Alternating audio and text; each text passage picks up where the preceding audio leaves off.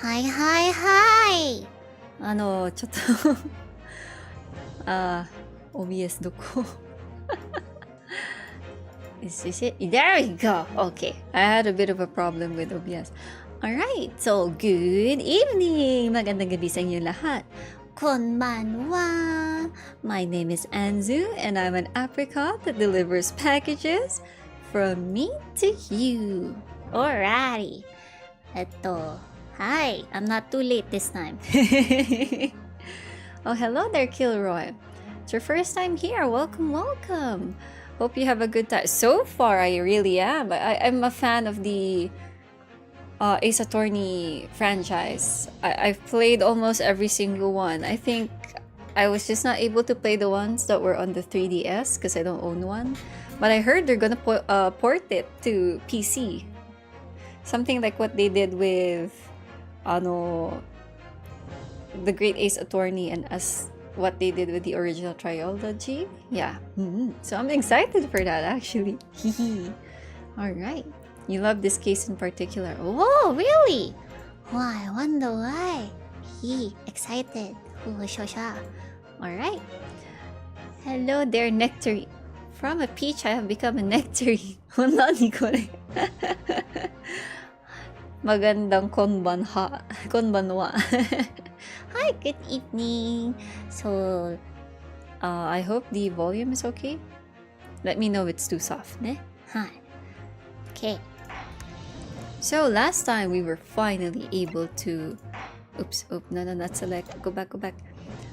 We were finally able to take down Shamspear. We took longer in that case than intended. Okay, never mind. I'll press the select adventure because I did play a bit of the intro of the third case because I needed to get a thumbnail. Yeah, so don't worry, I don't really know much. I wasn't even listening or paying attention to it. I've also changed it to English audio because I want to know what it sounds like in English. Yeah. Alright. Because we've been playing in Japanese the whole time. Okay, so Episode 3, The Return of the Great Departed Soul. 始まります。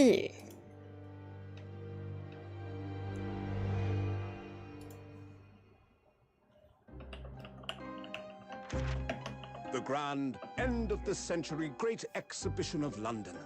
Surely there is not a soul who has failed to hear of it. Wondrous new works of culture and industry from every corner of the globe had converged on Hyde Park. So British. Welcoming over 50 million visitors. The last great hurrah of this century. Astonished and delighted people of all nations, and ended on a note of resounding success. Wait, wasn't there like a real historical thing? Like a real exhibit in London before? I'm not too sure. Festivities, very few are aware my friend Mr. Herlock Sholmes had a hand in unraveling the matter. For from the shadows, it was he who earnestly unearthed the facts of the case. And like the centerpiece of the great exhibition, which rose high into the skies of Hyde Park. Yep, the great exhibition is real. It's real. The Crystal Tower itself brought the truth to light. Because I was such a history nerd when I was younger, but when you get older, you kind of forget stuff. So I was like, I feel like this is real. Wow, so many people. Ne, minasan. Please hold hands. We cannot afford to be lost. Okay, doke? Okay, doke. Please. No loosening, ne? Last time we lost somebody, they never came back alive. Just joking. Hi, minasan. Please hold hands. The weather is unusually fine, and we're about to witness a most extraordinary scientific experiment. Scientific experiment! Wow, so cool. Wow, who's this guy? Ladies and gentlemen, the 20th century will see steam engines and electrical power dominate the world. Steam power! Horse-drawn carts will give way to the motor car. Ships will sprout wings and take to the skies. Ships will sprout wings and take the... Is that an airplane? Airplane? Wow, minasan, please be careful not to get a loosening. Yes, yes. And today, we showcase even more advanced technology. A glimpse into the future. The future! It's funny because while the Japanese characters obviously were meant for Japanese, all the Englishmen really are meant to have the English voices. Oh, we've been playing the game all this time in Japanese audio, so I'm quite intrigued or, curious. Like, how do they actually sound in English? A world first! A demonstration of my super high voltage instantaneous kinesis machine! Super high voltage instantaneous kinesis machine.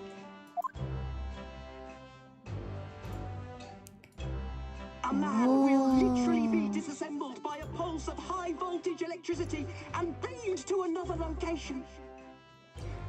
Hello, Sunako. How are you? Did you sleep well in the jail cell? Whereupon his body will be reassembled by a series of complex calculations exactly as it was before. Well, the setting of the game is in Great Britain, this part of the game. Some of the episodes were in Japan, some of them were in Great Britain. Hey, is that safe? Hey?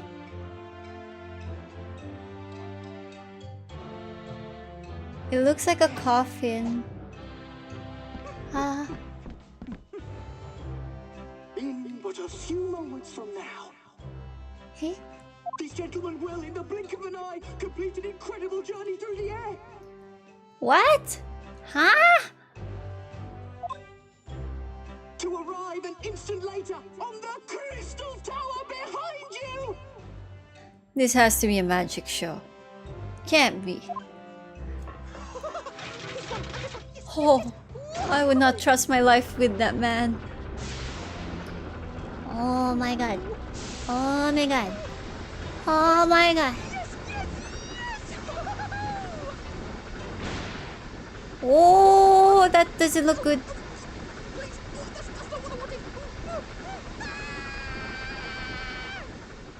Hey? Oh no. What happened to them?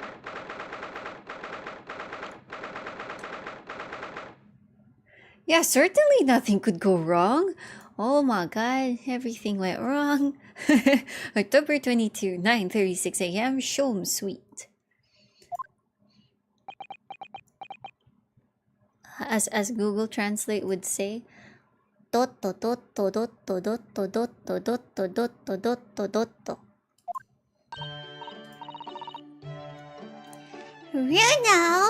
Runo, are you listening? oh, sorry, what was it, Iris? What's the matter with you? You've been miles away all morning. Didn't you like what I cooked for breakfast? No, that's not it at all. What were we talking about again? Today's paper! It's full of news about the great exhibition again. Yes, the great exhibition. I'd like to go sometime. Dotto dotto dotto dotto dotto dotto dotto dotto.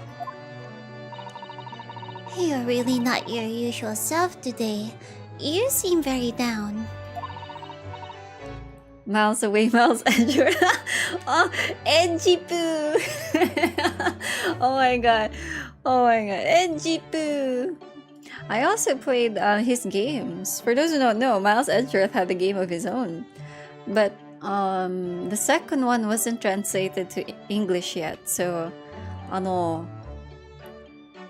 I tried translating it on my own. Don't you agree, Hurley? Oh, he's sad, the boy. Did you say something, Iris? Oh gosh, you're even more down.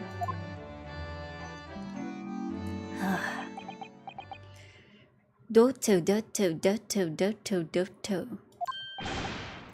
Ah!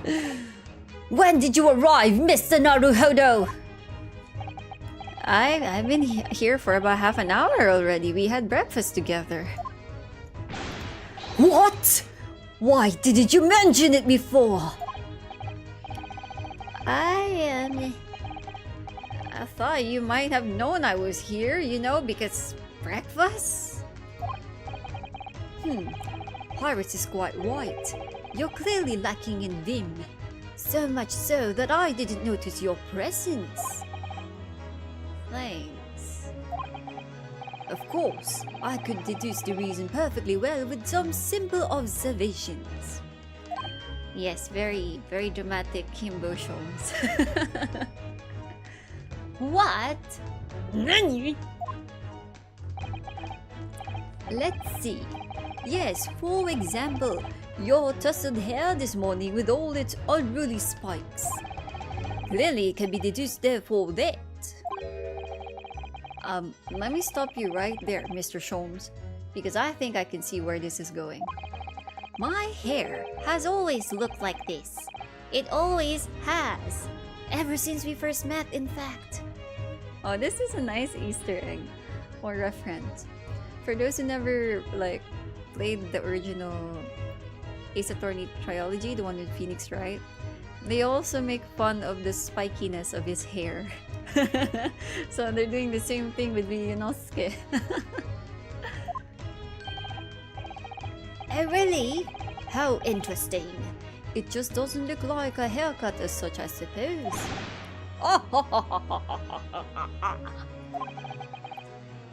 Thanks again.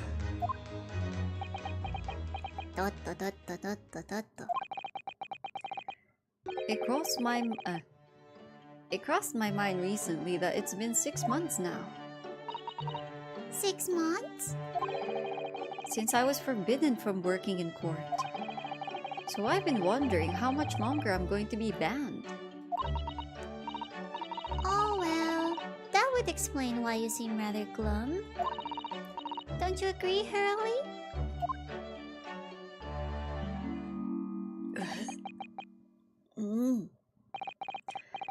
Did you say something, Iris? Back to moping. Moppo, moppo, moppo, moppo, moppo, moppo. What's the matter with Mr. Sholmes today? He seems even more down in the dumps than me. I know! And the great exhibition has opened. You'd think he'd be excited. Oh, why don't we all go see it together? I want to! Of course I do! But I can't! Not for the time being! Why not? Why not? Why not? Because I'm a great detective after all. So you're embroiled in some tricky case that you can't be distracted from? Is that it? I don't remember hearing that you're working on a case, Hurley. Dato.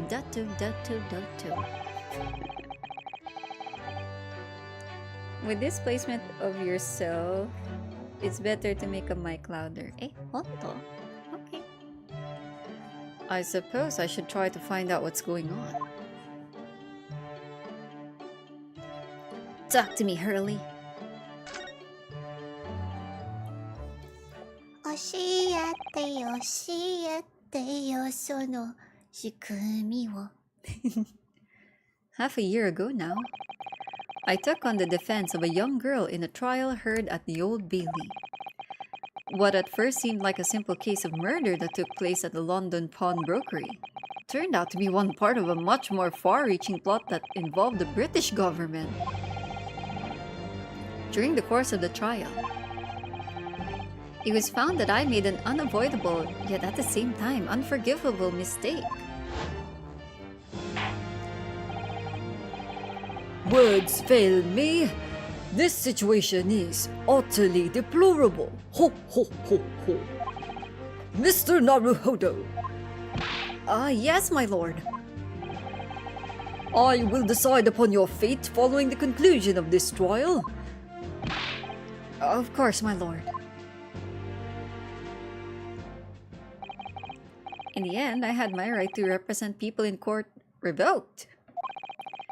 I was told I had to spend my time in research and study, so that's what I've been doing. You have, haven't you, Runo?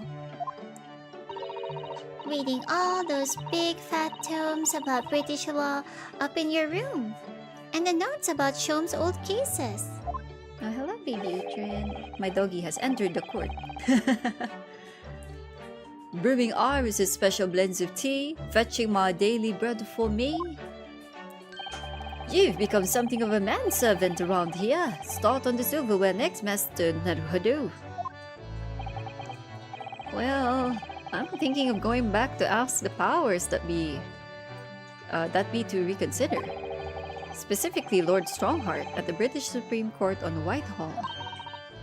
Lord Strongheart? Ah, the delightful Lord Chief Justice. Not my favorite fellow. He's not mine either, but he's the man I have to talk to. He's the only one who can grant permission for me to start working in the courts again. I came to Britain to become the best lawyer I could. And I can't do that just sitting around here. Oh, my dog is just finding a place to look at everybody.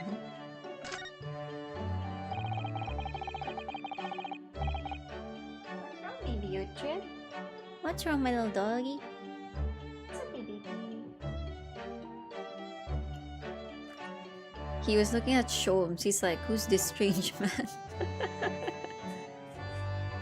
The whole of London has been swept up in this great exhibition, hasn't it? The most advanced science, the most modern technology, the finest works of art and feats of engineering. For the next 6 months, our capital will be showcasing these things. And the world will be watching. Do you know what I'd like to do? I'd like to look down on London from one of those lovely balloons. Look down on? Do you mean those things? Fly? Yes, of course. They fly high in the sky and don't even need wings to do it. All you need is hot air. But how? How does hot air have anything to do with flying? It makes no sense. I can't understand it at all. わからないだね. Flying balloons, witchcraft, witch hunt. She a witch. Tie her to stones. If she drowns in the lake, then she's a witch. If she survives, she used magic to survive, so she a witch. Well, how we gonna know she ain't a witch? If she survives both and dies both, then the both means she died. Oh, shut up, Frederick. This is no time for your logic. But Frederick's a witch! Toss him in the lake too! that's true. A lot of new scientific discoveries. Most people can't understand them at first. But in 100 years' time, all these things will just be common knowledge. I suppose they might be. Mind you, some of the science being demonstrated seems very questionable.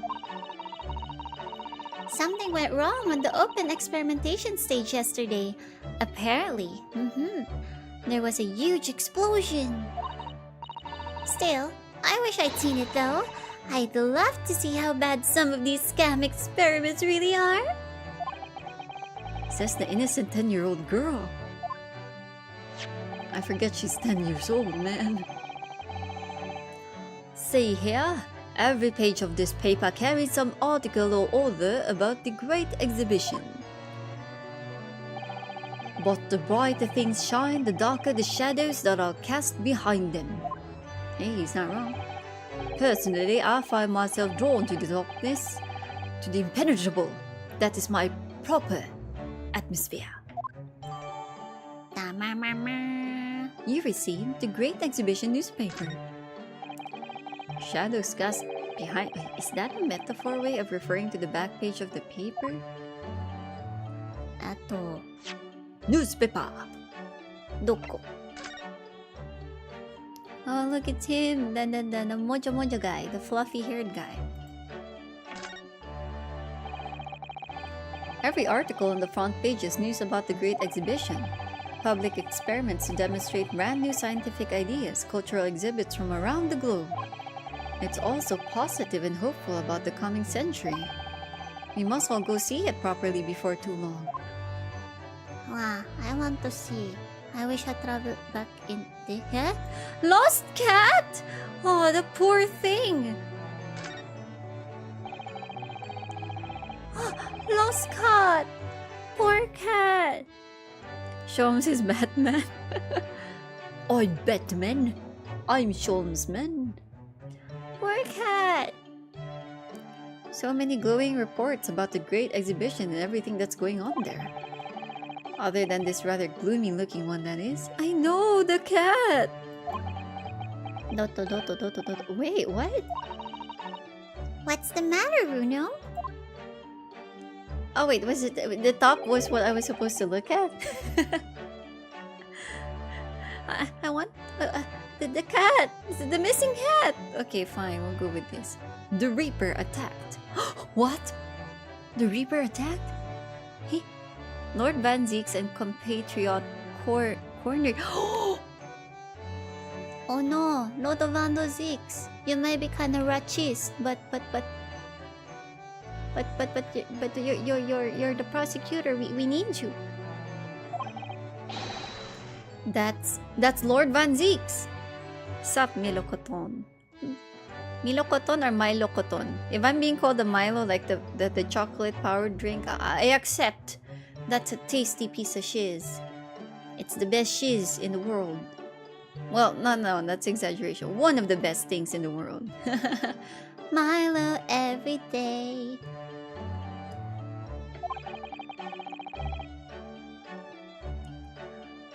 apricot でけど Well, I can be a chocolate flavored or chocolate covered apricot. You know, like those strawberries that you dip in chocolate. This must be what Mr. Sholmes was talking about. Does he know any more, I wonder? Wait, who's the compatriot? This dude. Who are they? They look like some epic swordsman duo thingy-mabob. And they're a video game duo. They're video game buddies. Are you investigating a particularly tricky case at the moment, Mr. Sholmes? You could say that, I suppose. Nothing more to add? That's not like you. What sort of cases? Shh! Quiet, Mr. Naruhodo. We must not discuss it here. You never know who might be listening. You're acting very strange, Hurley. What do you mean, Iris? Well, usually, the more mysterious and complicated a case is, the better Hurley's mood. Is it really a case that's bothering you? Don't tell Anzu to translate Milokoto in English. Wait, it's not a Milo? What is Milokoto? Oi, omae, 教えてよ。何Milokoto mini.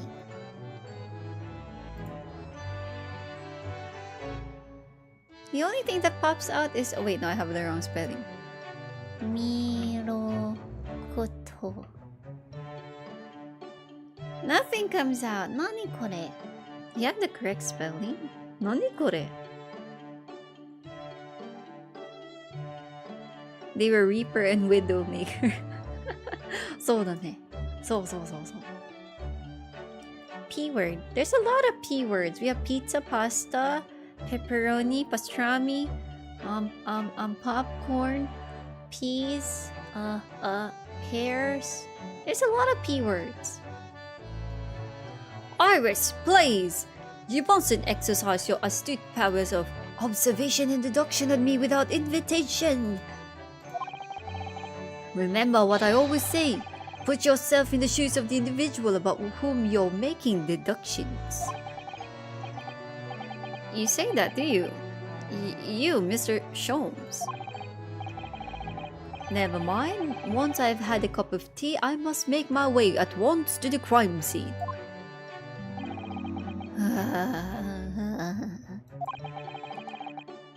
That was a deep sigh. Sigh. The one I like seeing. Eh?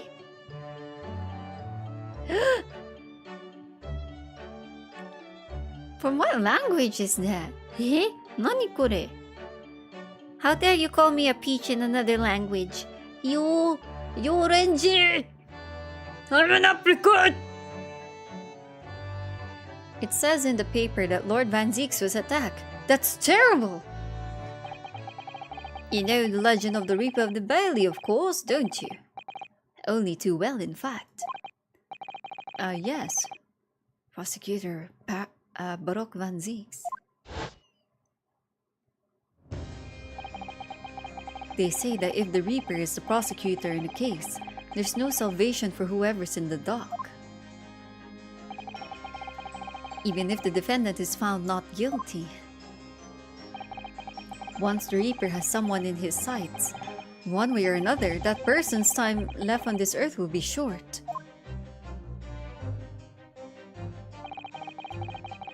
London's finest rogues always find ways around the law. They'll stop at nothing to secure an acquittal at trial. Falsifying evidence, paying sham witnesses, Sham spear. threatening jurors, bribing judges.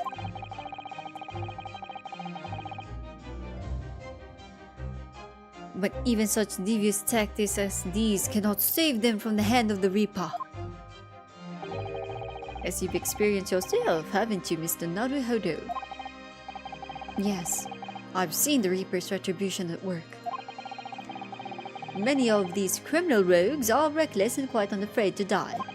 If a leader among their fraternity is seen to have been taken by the Reaper, retaliation like this does occur. Really, the capital has a never-ending supply of such scoundrels. So, do you mean Lord Van Zieks has been attacked like this before? This isn't the first time? He's quite an accomplished combatant, you know. He doesn't take these attacks lying down. Although, it seems that his assailants were armed with guns this time. Oh my goodness! Oh my god! Is he alright then? Is Lord Van Zieks hurt? My dear fellow, how on earth would I know? Well, in the article here, it says, as to what of Lord Van Zieks and his condition, all will be revealed in tomorrow morning's edition.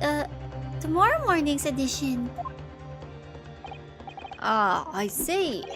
Well, we shall have to be patient then. No. I can't wait until tomorrow. In that case, you shall have to inquire with somebody in the know. But who? Lord Strongheart, perhaps. No, it's okay, Uhtred. I wasn't saying no to you. I was saying the script. I'm sorry, baby. Madogo. Well, I must be leaving now. Yes, understood. See you later, Mr. Sholmes. おい、何これ。おい、オレンジ。それは何？へ？おい。おい。Why you call me Momo? Huh? I know that kanji anywhere.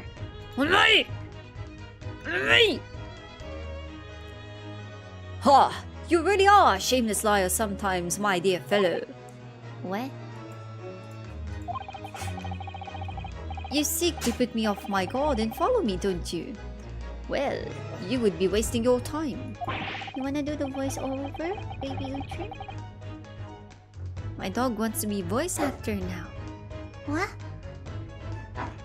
The thought hadn't crossed my mind. Yes? You wanna talk to the mic? Here you go, baby. Brings the mic to my dog. He's like, no, I don't want to speak. Takes it away. Wait, I want to speak. The thought hasn't crossed my mind, but now I'm wondering where you're going. Oh, ho, ho, ho, ho, ho. Well then, see you later indeed. Tally ho. Listen to him. He's still laughing on his way out of the door.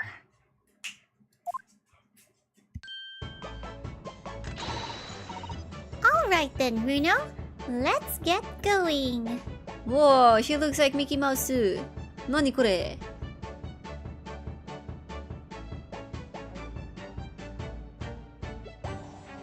Wow, Mickey Mouse? Hey, Nezumi-chan. Nezumi is a mouse or a rat in Japanese. Whoa, She's cute. I like her outfit. Did she make it on her own? yeah, I know, baby. She's cute, right? Yeah, she's cute. Alright then, Bruno. Let's get going. Oh, Iris, what are you wearing? I'm sorry for the doggo. It will all be soon over when someone gets him. Hi. I called back. No, baby! No!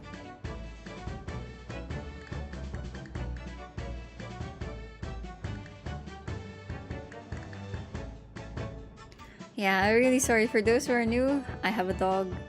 He refuses to not be in the same room as me, so we gotta endure. Hi, but he's a good doggy. Hi. Yeah, purple girl. Purple and pink, a very majestic combination. It's like Luca, Megurine, and Gakuto. Was it Gakuto? Gakupo? Gakupo, I think. Hi. Anyway. I've got change to go to the great exhibition. You're going to take me. What? But I was just about to go to the Supreme Court. Oh, well, that sounds fun too. You're going to take me there then. Whoa. She's hostaging us. We're sausaging. We're hostaging. Alright, fine. Just lower that weapon, would you? Of course. And after the Supreme Court, then we'll go to see the great exhibition. Luca, night fever. Dun dun dun dun dun dun dun dun dun dun dun dun dun. I used to listen to that so much. My god, I even memorized the dance steps at one point. Wow, the doves. Where are those pigeons? I don't know. October 22, British Supreme Court, Lord Chief Justice's Office. That was slow. It's been about 6 months now since I was last here. But some things never change, like the sense of foreboding I always seem to feel in this place. Whoa, she's just... I like you, girl! It doesn't seem to be bothering Iris at all, though. She's happily reading over there. Hi, brother. Oh, I love this place. I always find so many interesting books here. Of course, I was forgetting that you've been here before. The time we came here 6 months ago. When Chisato-san was given the news that she was to return to Japan.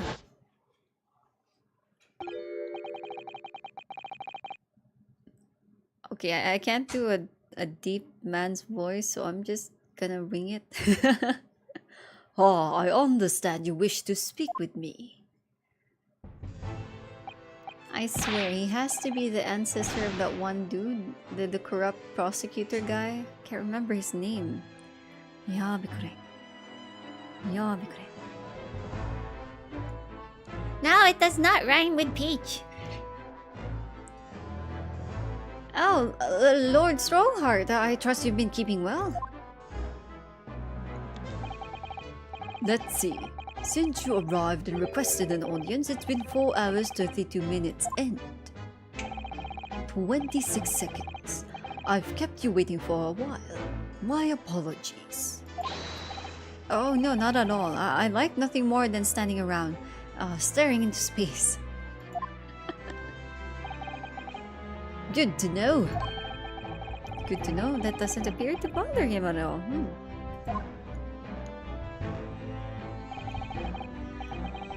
Miles Strongheart, Lord Chief Justice of London. He's the man who allowed me to start practicing as a defense lawyer when I arrived in Britain as a student. You need only savor the air for a moment in this grand office to understand his preeminent status. As you will be aware, the Great Exhibition of London is now underway at last. We're extremely busy as a result, policing the grounds, guarding the new technologies, dealing with petty crime. And furthermore, as of next month, we shall open the International Forensic Science Symposium. Oh, I've not heard about that. Investigating authorities from 40 countries around the globe will be taking part, including from your own land. Forensic science is the future! The world must embrace it! As we're the hosting nation, I have much to do, and it is my highest priority. If others must wait for my attention as a result, so be it. Yeah, Damon Gant. Sorry, there's no R. He looks like him. I don't know. I don't remember how Gant looks exactly anymore, but he makes me think of that character. So I don't know. Is this a foreshadowing? Is he like corrupt or something, or did something not good? Oh shit! I'm gonna time you out, Renji. No. It does not rhyme with prunus. No. So you wish to consult with me? Of course, I can very well imagine what this is about. Thank you for agreeing to this meeting, my lord. I want to be allowed to start working as a defense lawyer again in court. That's what brought me here today. But actually, there's something else playing on my mind as it happens. Here now, just take a deep breath and come out with it.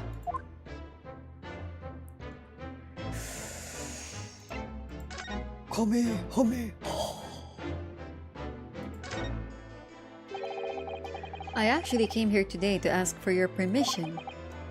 Go on. 6 months ago, my right to work in court as a lawyer was revoked, and I was told to spend my time studying. Obviously, I'm very sorry for what happened, but the thing is, it made me understand what it really means to defend somebody under the rules of a foreign justice system. And I desperately want to have another go. Please, permit me to enter the courtroom again. Wow, I feel like he'll hit me with the stick. Mr. Naruhodo. But he's absolutely based on Gant. Just that doesn't necessarily mean he's evil. Ah, okay. So. Yes? Oh, here it comes. I'm sure you haven't forgotten your position here, have you? At best, you are a substitute for your compatriot. This was never your intended role. He reminds us again of Kajuma.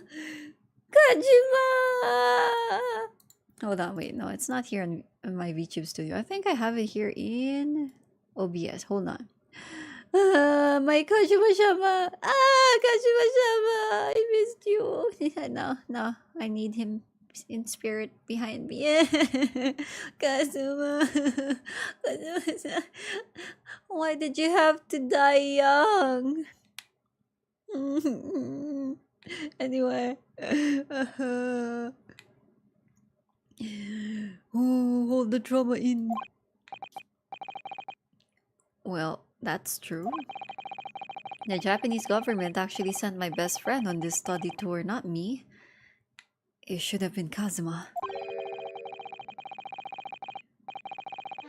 Yes, exactly. Kazuma, Ryunosuke's husbando. My god.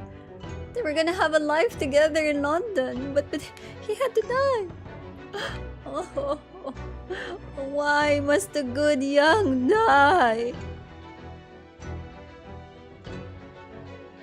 He was so determined to bring change to our own justice system at home. That was his calling. Ah, flashback! Ah! If that tragic accident hadn't happened, I wouldn't be here in this office now. Kazuma. Mr. Asogi was my best friend, you see. That's why I can't leave it unfinished. I have to fulfill his calling for him. Yes, fulfill the wish of your husbando. His calling, you say? Has it ever occurred to you?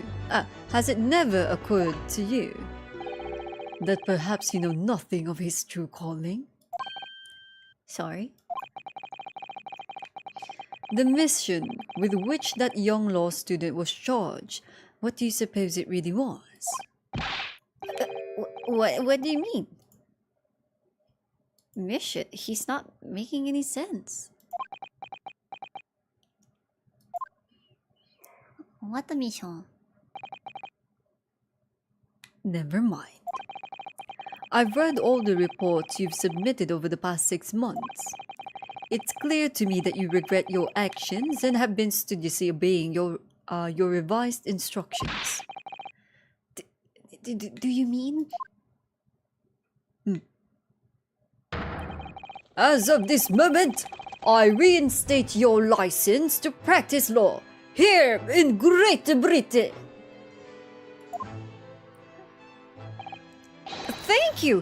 Thank you so much.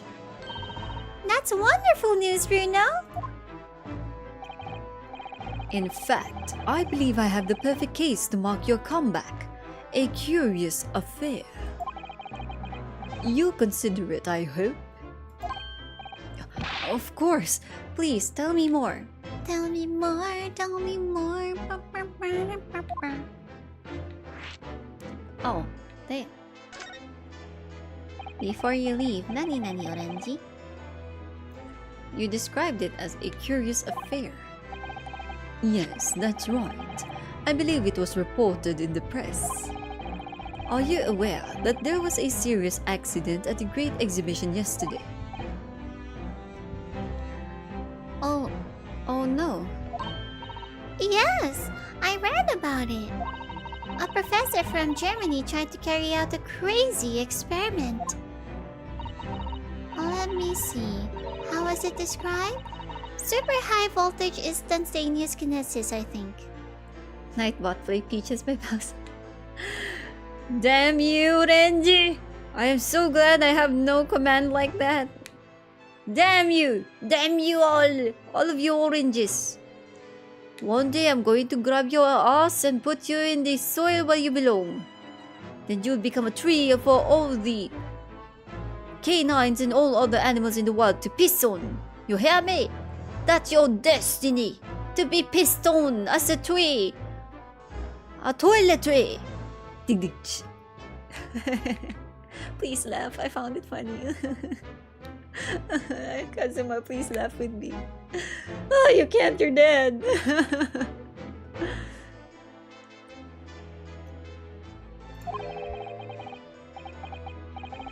Instantaneous kinesis, as in moving things without a click of the finger? That's right. It's just what my herbal blends need. A dash of devil-may-care. Whatever the serious accident was exactly, it's clearly captured Iris's imagination. No! Oranji, shut up. Hey, did you erase that comment? You can't take that back, it's recorded. No. It's an unfortunate business. A large explosion engulfed the public experimentation stage and a man lost his life. A certain Mr. Oh, how do you read that? Odiasmin. An investor and a well-known figure in society. A large explosion. A man died? The man responsible for the experiment was Professor Albert... How do you read that? Harebrain? Is that Harebrain? He was detained immediately after the incident and is due to appear in court tomorrow. On the charge of murder. What? Murder? I swear, they're using Ryunosuke as just the go-to lawyer for any murder case now. If you intend to take on his defense, you should hurry to meet with him at the prison. There is very little time left for you to carry out any kind of investigation. The Great Exhibition. A scientific experiment gone wrong and... murder? Mordor?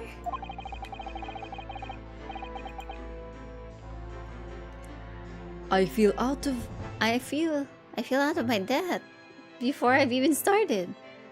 Still, he's literally a hair-brained scientist. So. Maybe it's a reference to his hair. We should go to the prison straight away then, and try to meet with this German professor, don't you think? Definitely. Ah, yes. One more thing about this case. There's a connection with our mutual acquaintance, the Reaper. Oh, With Lord Van Zieks? How? how now, brown cow? All sorts of conferences have been taking place around the world to coincide with the Great Exhibition. And next month, the largest and most important of them all will take place at last. The International Forensic Science Symposium. I wonder if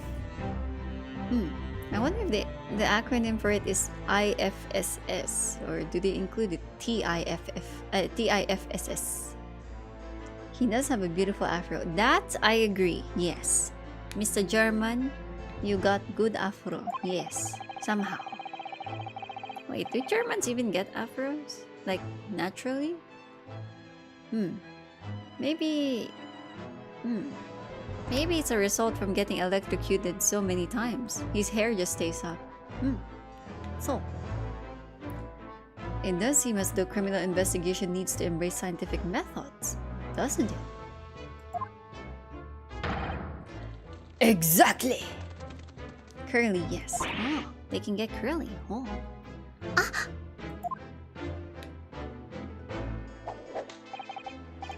London, the global epicenter of culture, science, and wealth, now has a population exceeding 6 million.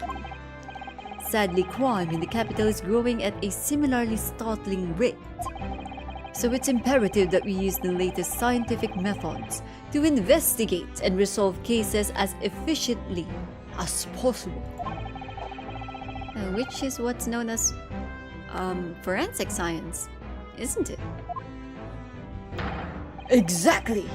The future of policing!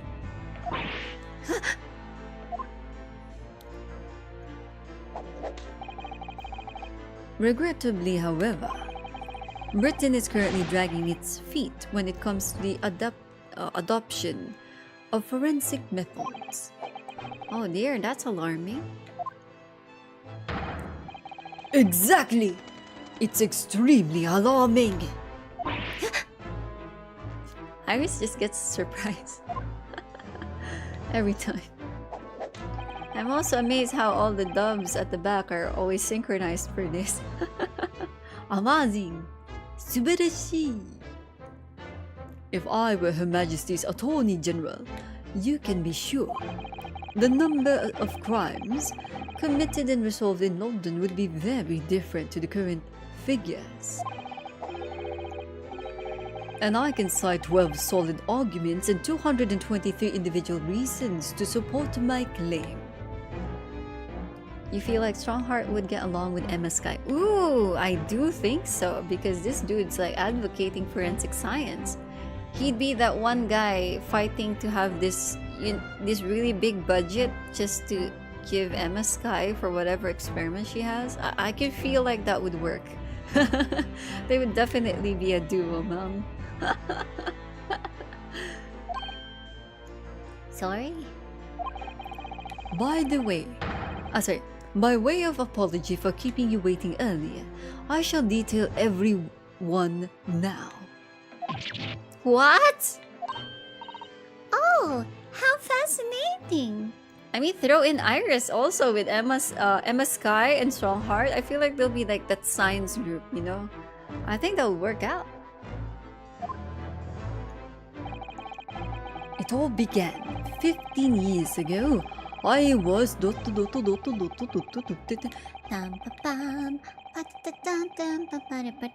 in the light? It's a truck. Oof. Did I just fall asleep? Oh Jesus, apricot. Ryunosuke just... He just stared into space. He lost consciousness. And that more or less sums up my feelings on the matter. In the simplest of terms, of course. Essentially, to formally establish a forensic investigation division within Scotland Yard. That is my mission. Right. Yes, that's wonderful. Subarashi. 12 hours later. For a guy who kept saying that, you know, he's making me wait and stuff like that and being a timekeeper, he sure has a lot of free time. Also for saying like he's busy and all, man. Exactly. Wonderful is precisely what it would be. Iris isn't paying attention at all. She's got her nose in another book now.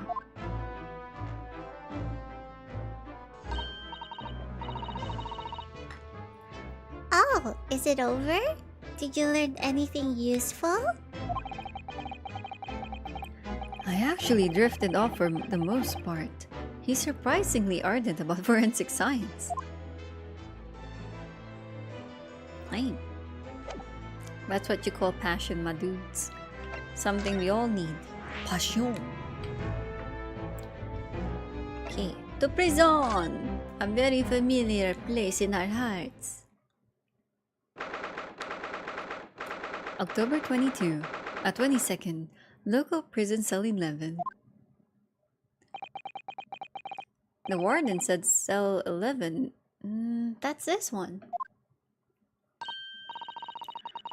Oh, there's someone curled up in a ball in the back corner. Look. What's his name again? Professor Albert Hairbrain? Was it? Wasn't it? Excuse me, Professor Hairbrain? Oh. Oh. Hey, he's cheating. His height is tall because of his hair. Oi, that's cheating. Okay, I don't know what to voice him, so I'm going to just base it off of the cutscene a while ago. Who are you? I'm Ryunosuke Naruhodo. A lawyer? Oh, he sounds like a girl for me. Sorry. A lawyer? Oh, look at his face. Screenshot. Cheese. Was it something I said? A lawyer? You say? Would you be here about the experiment? Are you going to defend my hypotheses? Yeah, his voice is crazy high-pitched, man, right? Yesterday's demonstration! That demonstration was... That magnificent demonstration was... It was an out-and-out success! By anyone's calculations! But despite that, No one listens! No lawyer believes in the science! When it's explained, they all leave at high velocity!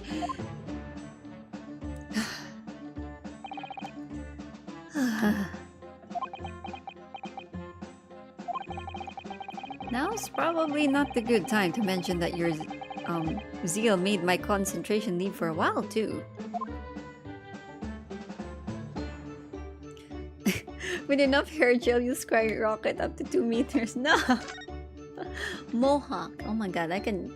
Imagine if you had a mohawk and it's so stiff because of all the gel and spray. You can cut stuff with it. Oh my god. Mohawk. Deadly weapon.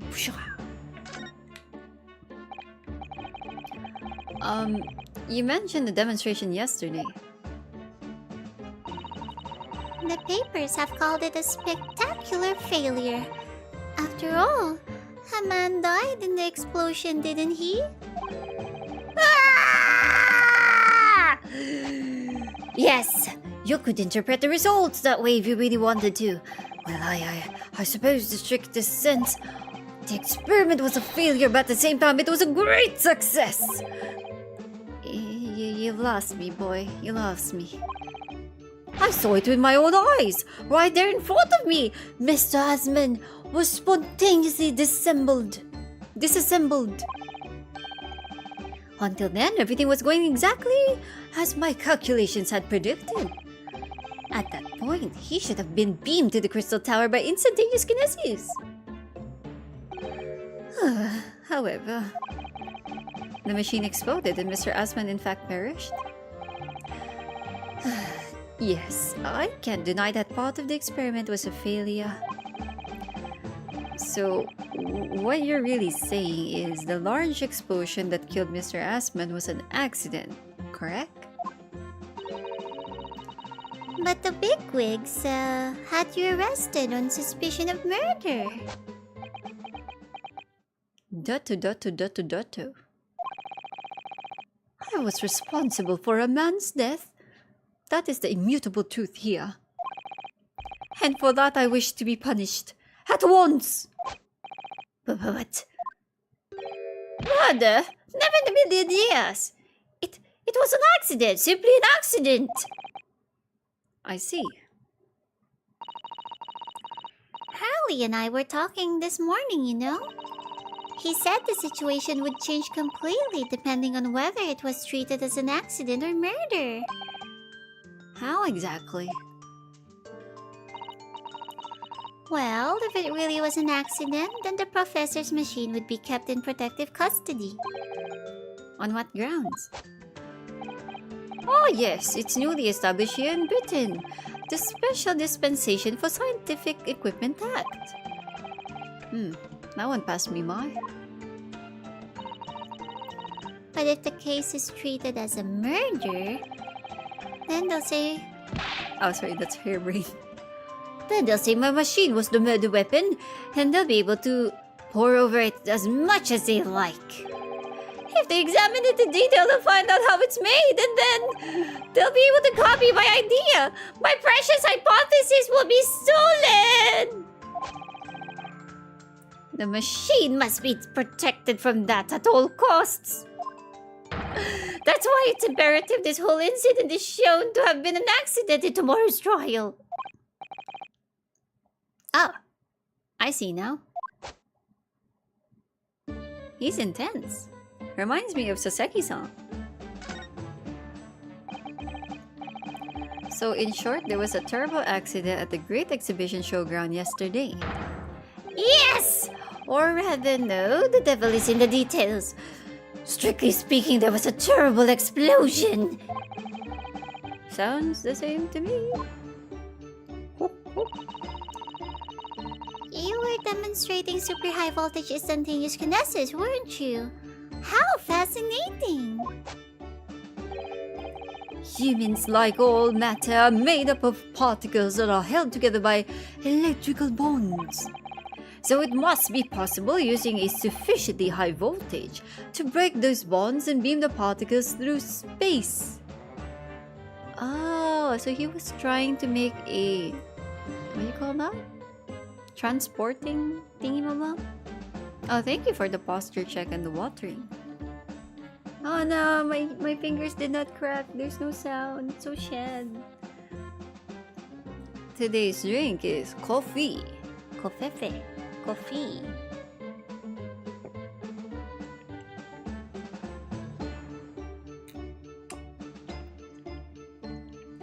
Ah, coffee. I also like tea. I like both tea and coffee. Hehe. Faxing people sounds perfectly safe. You know, I've been talking about this with my family before. Especially with my brother and my dad. Where like, I was telling them, you know, if these sci-fi stuff like transportation, you know, like the portal thingy is real, I'd probably be too scared to try it out because what if my atoms don't transport completely, or like what if just half my body makes it, or what if I miss an arm or a head or shiz like that? Isn't that scary? And you know how people are like, oh, let's have like immersive VR RPG games and stuff. Well, as someone who watched .hack sign and other similar series, I'm like, aren't you scared that you'll be stuck, your consciousness would be stuck in the game, or you can get out, or we become so advanced you feel the same pain and damage in the game in real life? Like, oh my god, this is scary. But that's just me. I'm an overthinker. I'm baka. Me. Why is there a skull? Why not? Why not? Why not? Wah, puppet.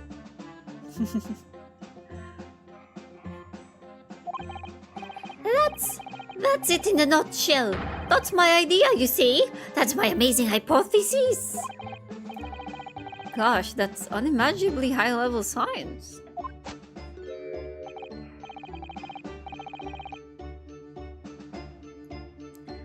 Yeah, I do agree with that though, Kilroy. Like, if we cannot have the capacity to like transport ourselves atom per atom, but technically if you're going to take it apart, then wouldn't that mean that when you are recreated again, that would technically be not you, the original body vessel that you had? Because in a way, I feel like it would end up a little different or not exactly the same. So it's interesting. It becomes philosophical at certain levels, I guess. It's still you, or are you a different person? Or, you know, same soul, different vessel kind of thing.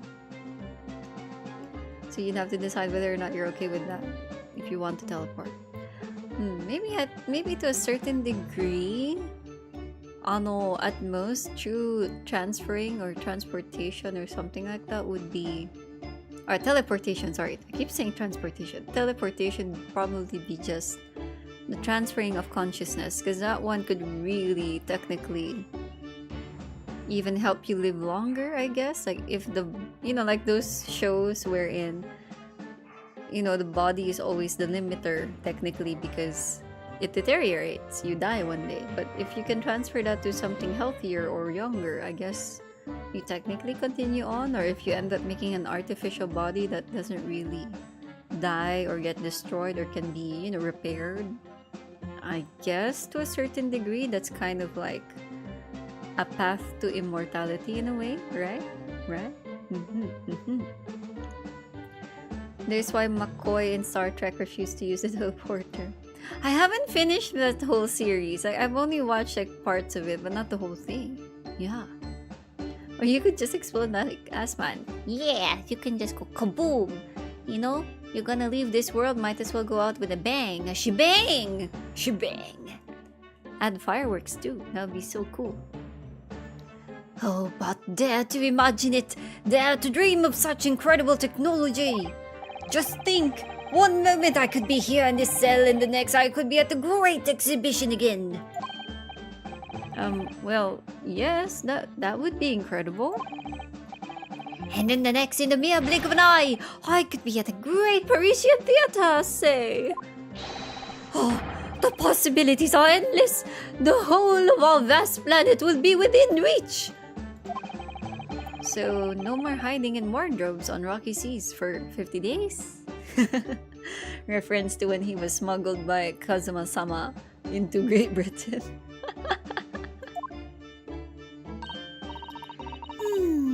I don't really see it like that. What do you mean, Iris? Well, if you could travel anywhere in the world instantly, the planet wouldn't really seem vast anymore, would it? I think it would feel like it had shrunk. She has a point, ladies and gentlemen, and all between and above that, or beyond that. She's right. If you can go anywhere in the world instantaneously, it is going to feel smaller. It's like, I don't know if you guys ever felt it before, but I've always been traveling since I was a young kid, every now and then, because of my dad working abroad, so we visit him during like school vacations. When you get used to riding airplanes, you suddenly realize like the world doesn't feel as huge. I mean, you can still see it's huge and stuff, but the feeling becomes a little shorter or smaller in a way. I would also think the internet kind of made the world seem both small and big at the same time. It's really weird, but at the same time interesting, fascinating. Yeah, I mean, it makes you feel like things are more, I guess places are more obtainable, or it's attainable to go there, so it makes it seem not so far away to a certain degree. But again, this is something to do with the feel, not the actual distance. The distance is still hella far. My word, that's exactly right. Oh, what are the implications? What does this mean? Dot, dot, dot, dot, dot, dot. Oops. That got Professor Bunnybrain really worried by the look of it. Clearly, this is yet another case of just because you can doesn't mean you should, I suppose. The point is, my calculations are flawless. The science works. But without a practical demonstration, it means nothing. And that's always the fly in the ointment. Because practical demonstrations cost a lot of money. Money that young scientists like you don't have. Oh, Iris, you're hitting him in the heart, my girl. That's exactly it, yes. Harley's always complaining about it. He says the government should invest more in science. Well, anyway, I bumped into him at the right time. I met the well-known investor, Mr. Assman. The victim who died in yesterday's terrible accident, you mean? Osman. Why is he called Asman? Does he have big butt? Oddie must be a pun for odd. Like strange. So odd butt? He's an odd butt? Is that it? The full name of the man who died in yesterday's accident was Mr. Oddie Asman, wasn't it? What exactly was your relationship with the man? He first visited me in my laboratory in Germany a year ago now. He said he wanted to invest in my immaculate hypotheses. I thanked my lucky stars. I see, so you hadn't really known each other until then. Money for scientific research. I'm so envious. As far as I was concerned, the man was an angel. Oh, really? An archangel even. He was prepared to fund a practical demonstration of my hypotheses for presentation at the great exhibition. And if that went well, I could expect additional financial support for my research from the British government. Mr. Asman provided me with money and an exceptional engineer. He produced the machine to my precise specifications. But then your dreams are blown to dust in one enormous explosion. As you can see, I owed everything to Mr. Osman. I would never ever have thought of taking the man's life. Current Iris 10 years old, 30 years old Iris is a man-eater. Who knows? I'm pretty sure she'll be a really smart, witty person if she gets older. Well, he seems genuine enough though. I don't think he's lying. Or is he? You can never know. Okay, I guess we have to move somewhere else.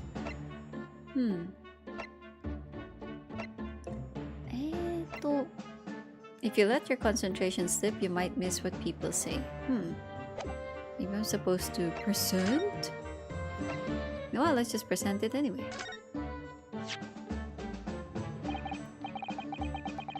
What do you mean if she gets older? Well, I mean when she grows up. How could this have happened? You must feel awful as well as a man losing his life. The Crystal Tower was greatly damaged too. I think you present something to Strongheart too. I think we'll present this also to Strongheart so that we can ask about Van Zeeks, right? I forgot about that. I know what happened. It must have been that. What? The day before the demonstration, I had my usual meal of frankfurters at the hotel restaurant. Frankfurters? I think those are the sausage. When I paid the bill, they gave me 3 shillings too much in change. But instead of saying anything, I just slipped the coins into my pocket. They're still there now. It's divine retribution for my wrongdoing. That's what this is. Damn, that's karma. For a scientist, he has some very illogical anecdotes. Long and illogical. Okay, Mr. Strongheart. Is your heart strong? Or is your heart weak? Oh, he's so big. Presenting. Lenus Papa. Oh, that reminds me, have you seen this? The report of the overwhelming success of the Great Exhibition? Of course. No, not that. The story on the back page. What story?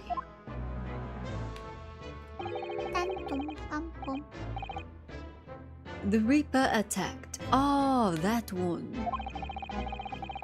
The Lost Cat.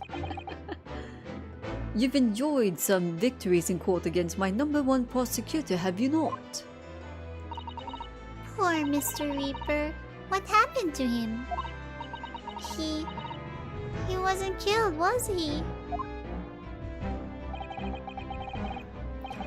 There's no need for concern. Lord Van Zeeks would not be so easily dispatched, I assure you. Can you tell us what happened? I'd really love to know. Very well. If it interests you. It does, strangely. Tell me more. Did Lord Van Zeeks die? Fortunately, Lord Van Zeeks emerged from the attack unscathed. Street ruffians are no match for that man. He's a very capable fighter. But that's incredible. They were armed with guns. Pew pew. Why was he attacked though? Do we know? ... It's related to events that occurred a month ago.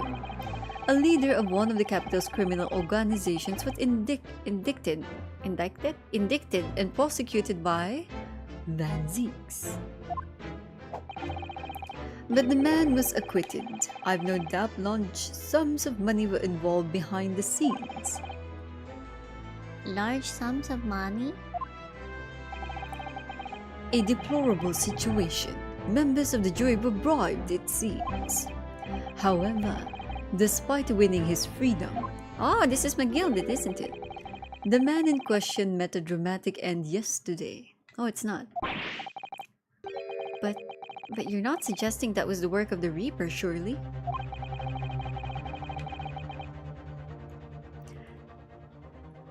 Indicted is one of those weird words where the C is silent. Ah, so I was right. Okay.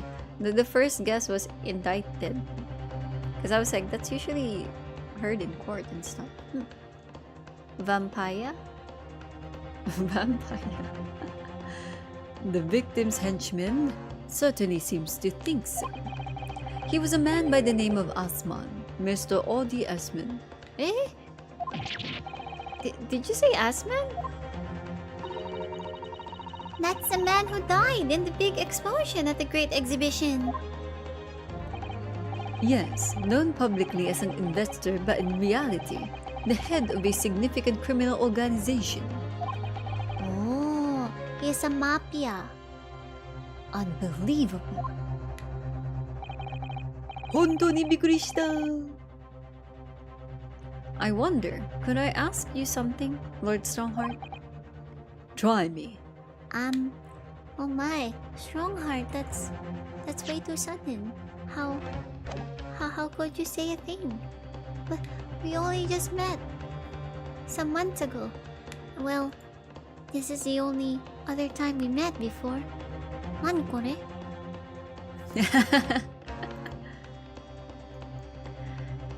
By the way, Asman's name is a pun on the phrase odious man, meaning... hold on. Oh gods, I made it move. Meaning degenerate. Oh, it is? I had no idea of the term. Sly or degenerate? Ah, odious man. I have a new word. Da-da-da-da. You've obtained a new vocabulary. Odious man. Meaning sly or degenerate. Added to inner vocabulary. Na-na-na-na.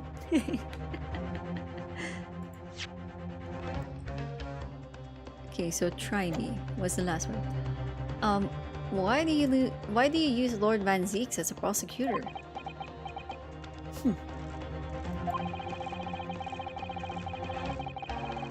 It's spelled odious. Odious. Ah, so desu ne. No problemo. All the criminals manage to get off in court, then meet with mysterious ends outside the courtroom. And fearful of that fate, they seek to strike at Lord Van Zeeks first. I know there's no evidence that he actually is the Reaper in that sense, but still, something's clearly going on here. It would be pronounced as if it was spelled odious anyway. So, yeah. I have Van Zeek's work for the prosecution service for two reasons. Firstly, the man is the best prosecutor in the capital, bar none.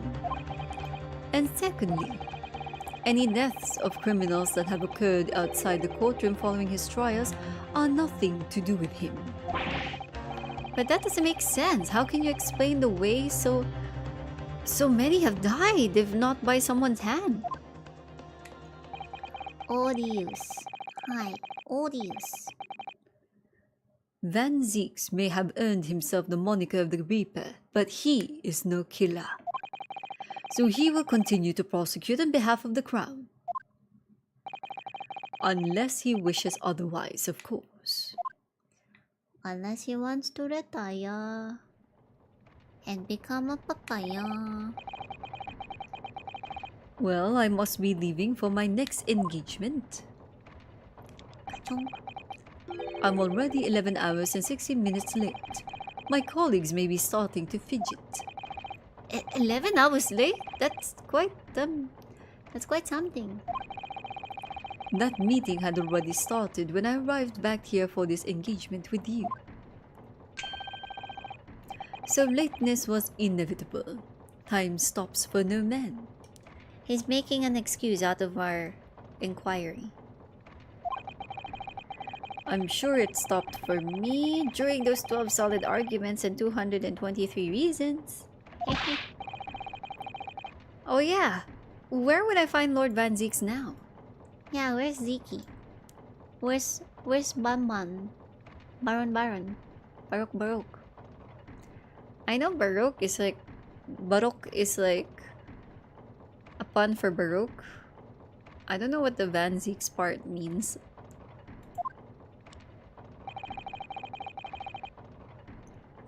I would assume he's at his office. Right. I'll go and ask him about the attack in person. I want to get this straight from the horse's mouth.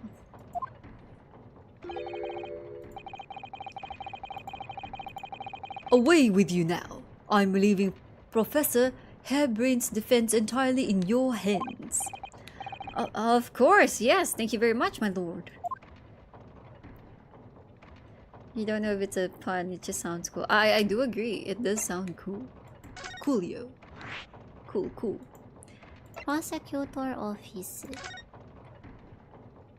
I wonder what his office is like. Is it like a vampire castle? Oh my god, it is! Oh my god. October 22. Prosecutor's office. Holy shiz, look at that rack of wine and his chalices that he's been breaking apart every now and then. He probably orders that all the time. Wait a minute. This is a nice place. Hold on.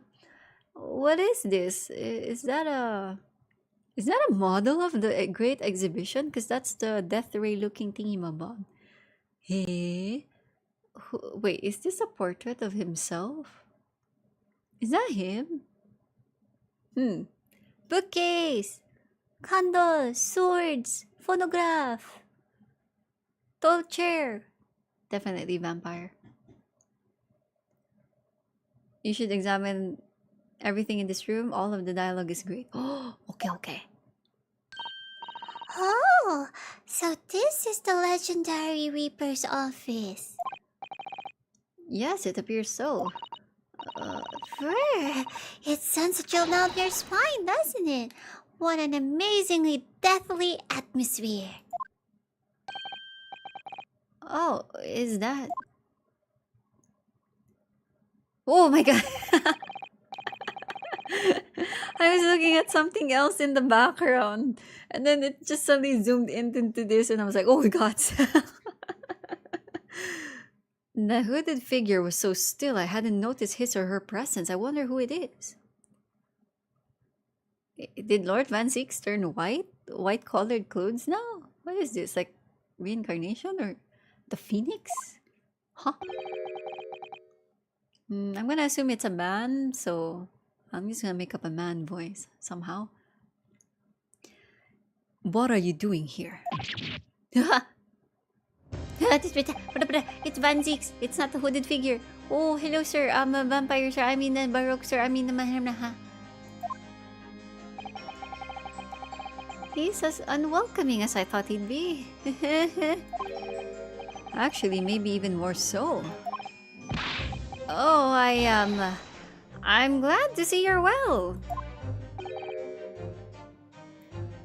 I am.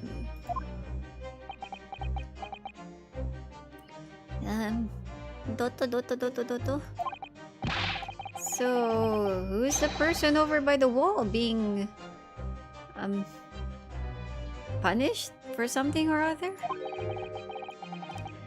No punishment is taking place here. Oh.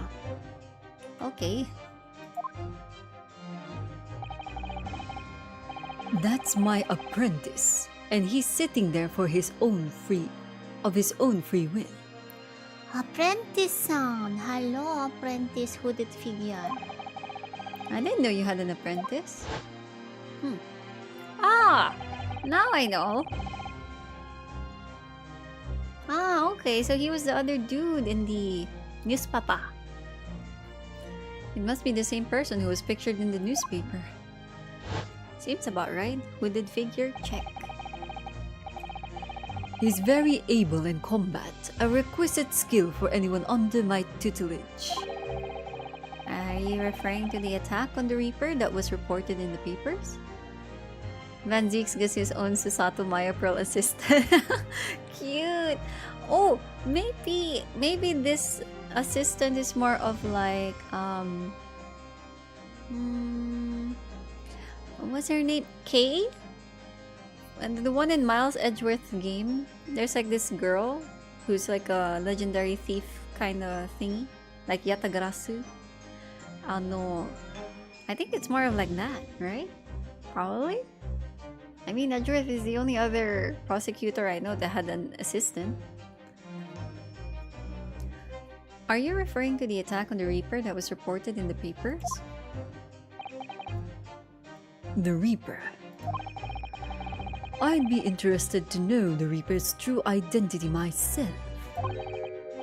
Assuming that is, such a fabled fiend genuinely inhabits our great courtrooms. Maybe. Sir Van Zeeks, I like your decor. I shall fidget around. Oh, look at this place. So nice. Can I live inside the bookshelf?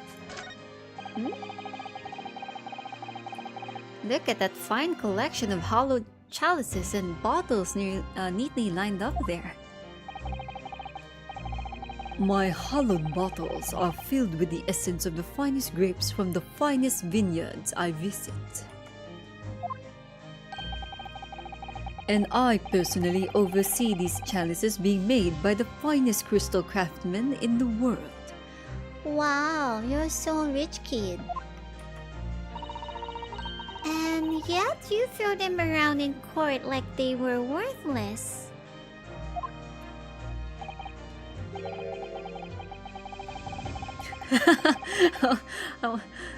Yes, because this imbecile is so unimaginably and repeatedly wide of the mark sometimes.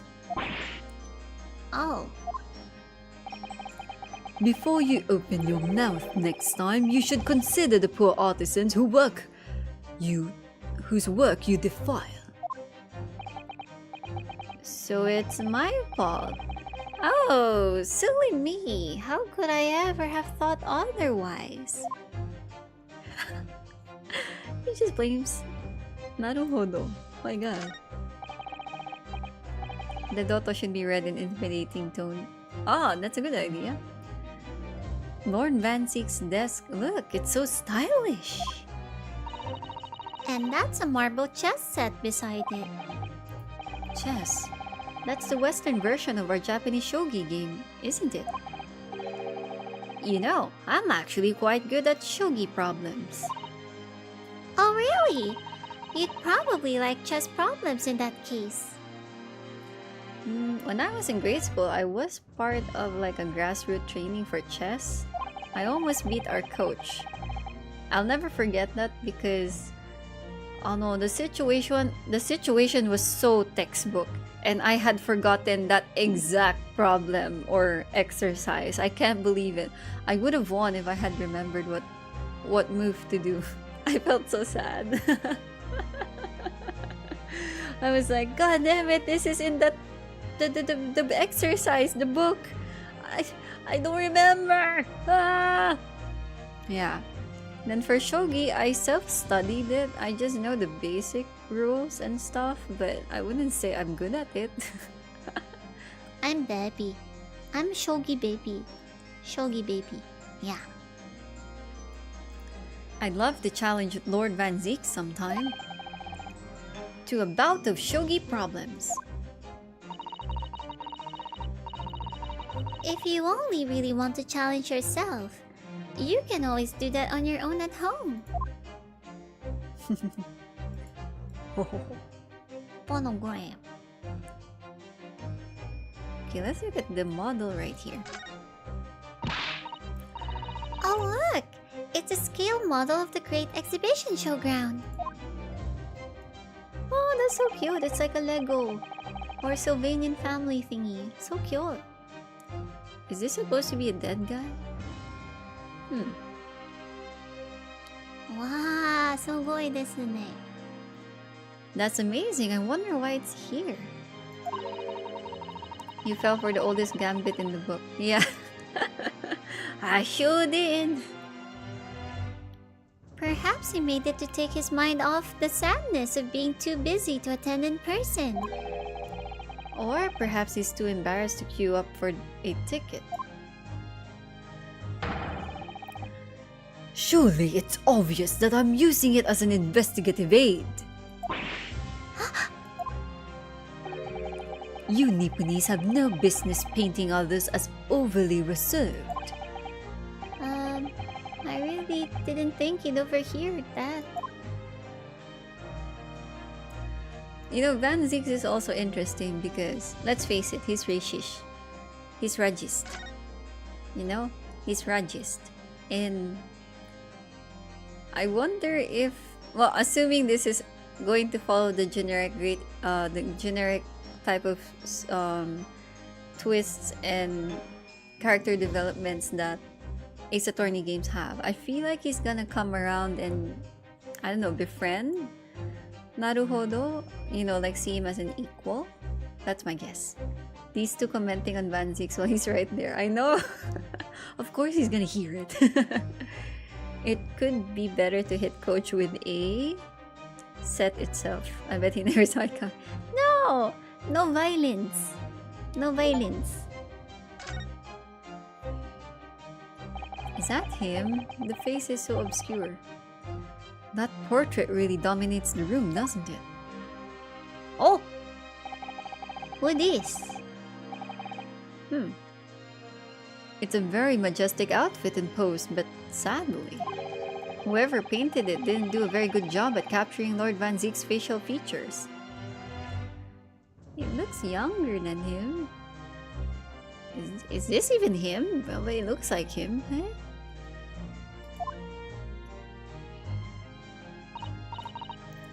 Yes, you're right. I mean, it's not far off, but the artist has exaggerated his subject's handsomeness, I think. That reminds me. I heard Emperor Napoleon of France ordered artists to make him look more attractive when they painted him.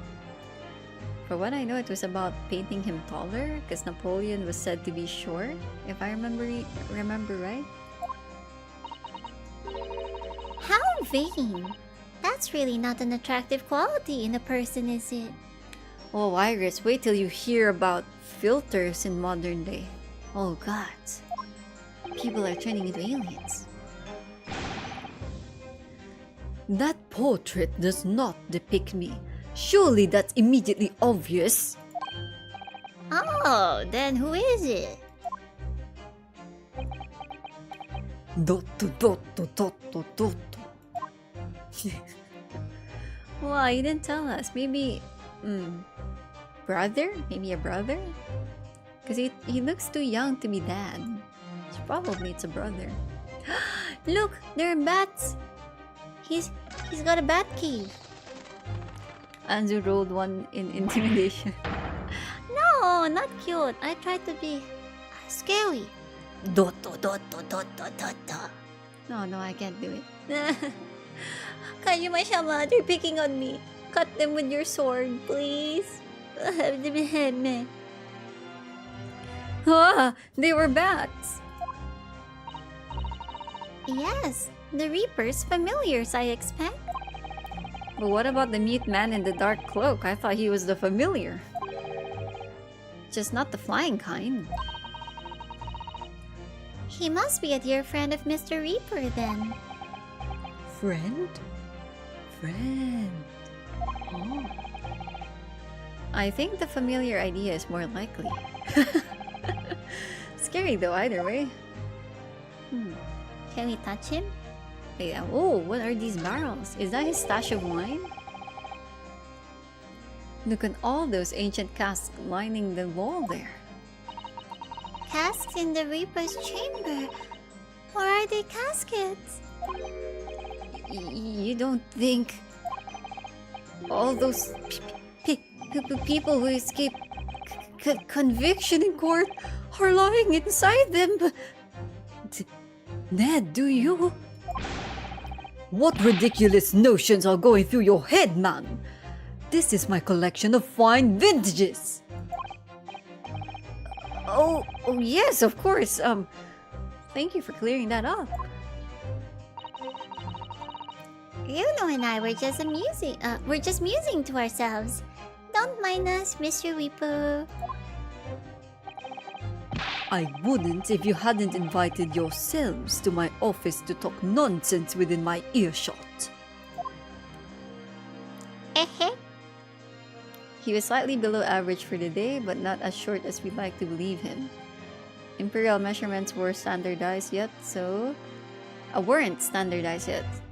reading his height of 5'2" is incorrect. He was 170 cm in actuality. What's 170 cm? Because in the Philippines, we use feet and inches for height, when it comes to height. So that's 5'5". Wow, I'm 4 inches shorter than Napoleon.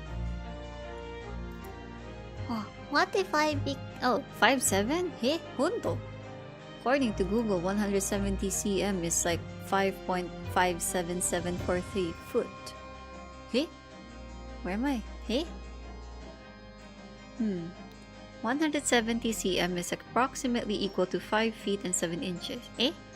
So if you have a height of 170 cm, it can be roughly rounded off to 5 feet and 7 inches. Ah, okay. Naruhodo. Round off. Cheaters. Mine. That's in foot, not foot inch. Oh, okay. Naruhodo. Anzu's tiny. I'm 9 inches taller. Wow, Kilroy! How dare you! Yeah, I'm just 5'1". But hey! I'm taller than an average Asian, or at least an average Filipina. I mean, when I was a kid, I just wanted to grow taller than my 4'11" mom. That's all I prayed every day from God. Make me taller, God, taller than mama. I need to be taller. Oh, let's talk to Mr. Hoodie. He really looks like a punishment to me. He looks like a monk. I've never seen someone sitting like that before. He hasn't moved a muscle since we arrived. Do you think perhaps he's dead? If he was dead, Runo, he wouldn't be sitting up, would he? Well, anyway, dead or alive, he's not overly approachable, is he? I don't think he's going to talk to us. He's not dead.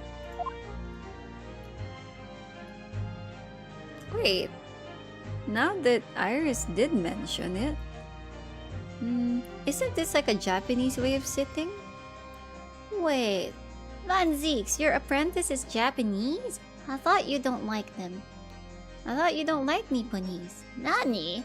Omae, you have some explaining to do. Hurrah!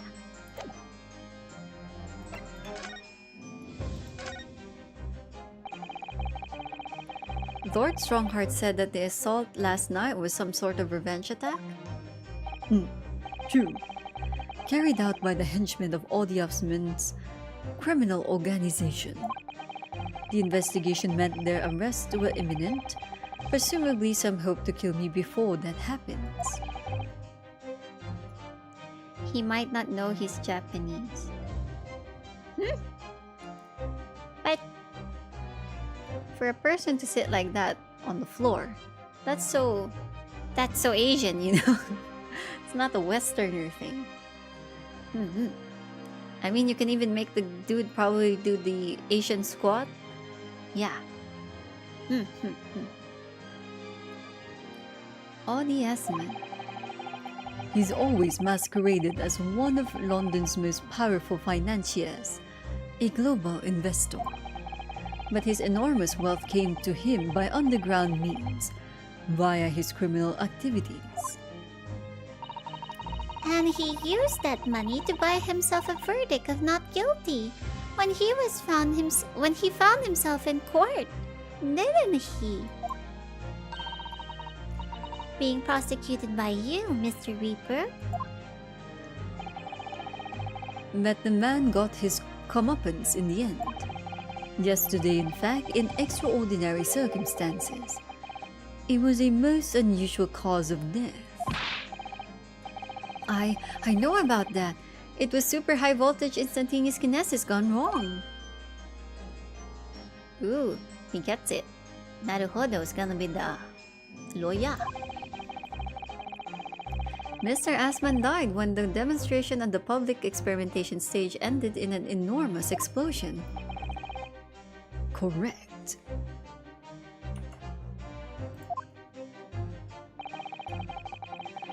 And you think I have some kind of divine ability to cause an accident like that to happen, do you? Well, no. That does seem a little far-fetched. You thinking of something wild? Nani Zidi? If this man really is the fabled Reaper, then he has to be innocent of this particular death at least. It's strange how this has worked out, isn't it, Runo? I mean, what with you taking on the professor's defense for the trial tomorrow? What? You're going to be defending him? Pam pam pam. I'm back. Oh yes, that's right. Though I barely know the man's name yet, to be honest. Albert. Albert Hairbrain. That's right. Do you know him by any chance? It's too dumb. Nani? Of course. He's a contemporary of mine. We were at university together. Oh wait, what? Huh? But you're older, aren't you? Eh? Nani? Hold up. Do we have the people tab? Susato 16, Iris 10, Shoums is 34, Strongheart is 53, Asman is 47.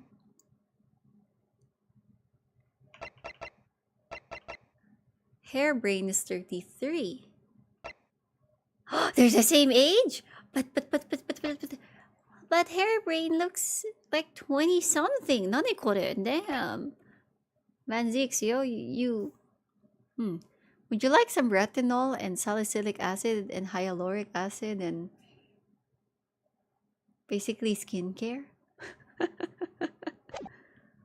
Van Ziek's only friend, Albert Hairbrain. Oh, for real?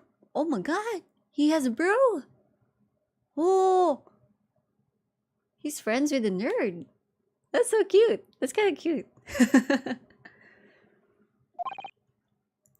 Zeke drinks too much. Yeah, that too. He's gotta change the wine into water now. You're what?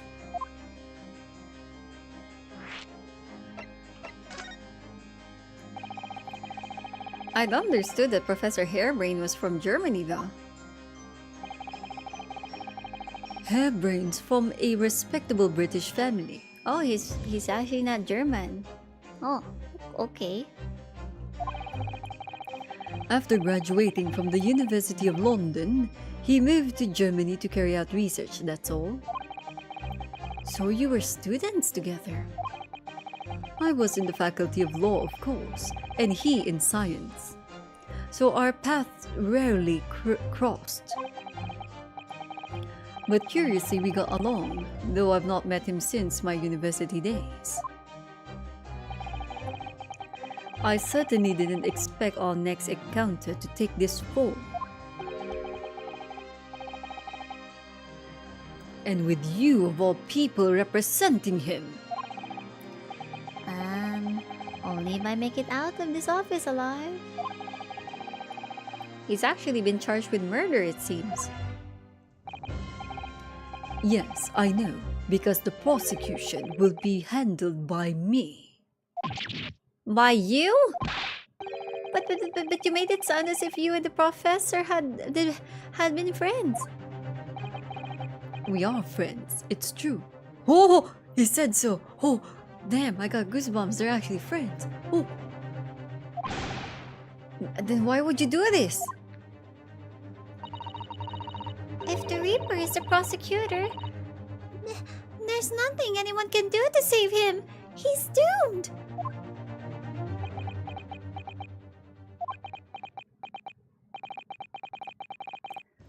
What's Lord Van Zeek's thinking? Money. What do you mean by what you said before? If you like to know the Reaper's true identity, does that mean... I'm a crown prosecutor and a mortal like any other. I'm no demigod. I know. But they all died, haven't they? The people you've prosecuted, I mean. Whether or not the trial ended in a conviction or an acquittal. Those I prosecute are the vilest wretches of our society. People who, without question, deserve to be found guilty. The world is a better place without him. Without them. But that's not true of Mr. Natsume, for example. He wasn't a vile wretch at all. Nor was Ginny. In fact, she's ever so hardworking now. Oh, Ginny was cute. She was touching. I can't deny that since I encountered you. Things have taken a turn. But the point is this. If any of those vile wretches that escaped justice subsequently died in mysterious circumstances, it was at the hand of their own kind. It's not my work. Lord Strongheart said the same. He believes you're not involved in any way. But you were attacked by those ruffians because they believed it's true.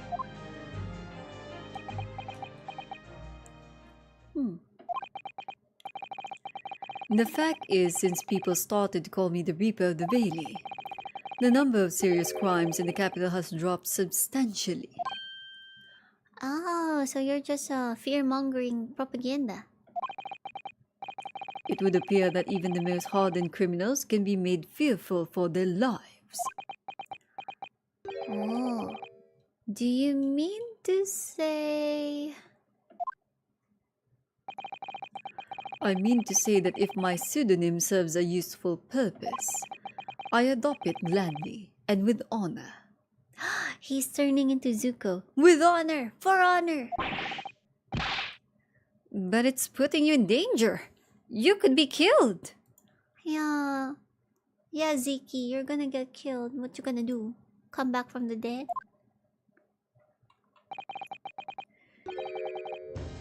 If that is my fate, let God decide. Lord Van Zeeks. Wah. Omae wa dangerous. Dangerous man. Lord Van Zeeks, about the article in this paper. Ah yes, it seems there was a reporter nearby when that little skirmish took place. I'm so sad we don't get to see like an action scene of how they fought. I would have liked to see it. I had no idea I'd been photographed. It was careless of me. It looks as though it was taken after the people who attacked you had run away, though. Rest assured, the police have already apprehended every last one of them. But there's someone else fighting alongside. But there's someone else fighting alongside you, it seems. Mr. Hoodie. And I think it's the same man who's sitting over there as we speak, isn't it? Van Zeek's action scenes look like Castlevania. Oh my god! If Van Zeeks was a guest character in a Castlevania game, he's gonna fit so well. My god, he's gonna fit so well. Maybe he's like a mini boss. He's like, I'm the Reaper, I must kill you. Blah, blah, blah, blah, blah. Or you simply just touched his wine or ruined his wine cellar and now he's off to kill you for that. As I mentioned already, he's my apprentice. Perhaps you could tell us a little more about him? Dotto, dotto, dotto. Apprentice song.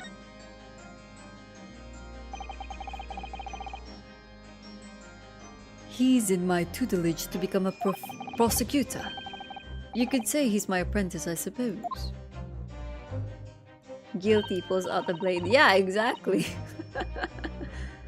Ah, like you are to Hurley then Bruno.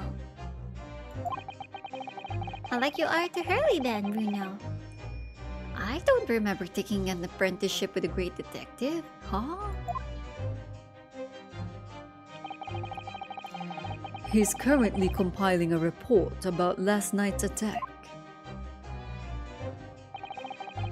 It looks like he's wearing some kind of mask? He's wearing a mask? Alright, in the newspaper. On Lord Strongheart's orders. Nobody knows the man's face or indeed his identity. But why would you agree to take on such a clearly suspicious individual? Lord Strongheart's orders again. He's not one for meaningless follies. There will be a good reason for his actions. I hope you're right. He's wearing a mask? Eh? Eh? Whoa. Mask. Oh. Dot dot dot dot dot dot dot. Ah!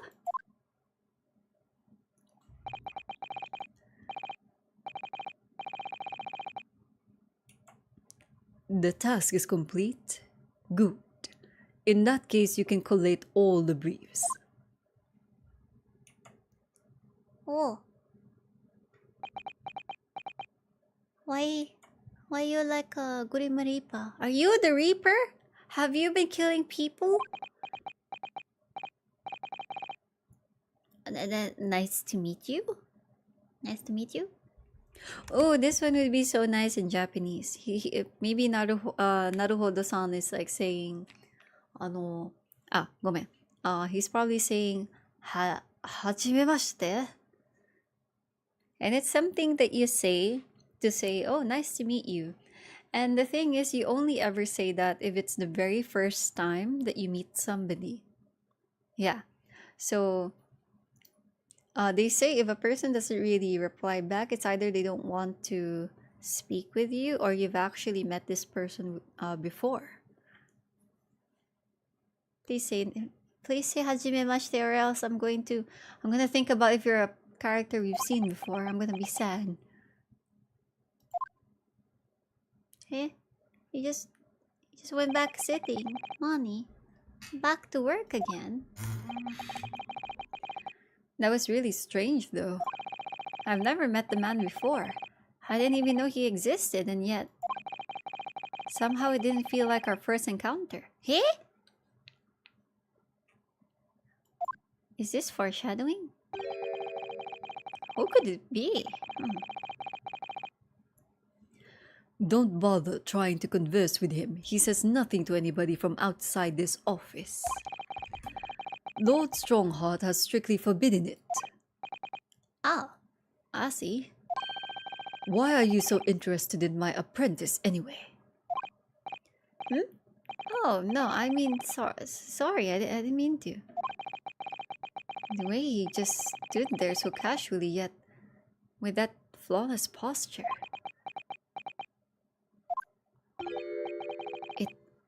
It couldn't be. Wait, don't leave me hanging.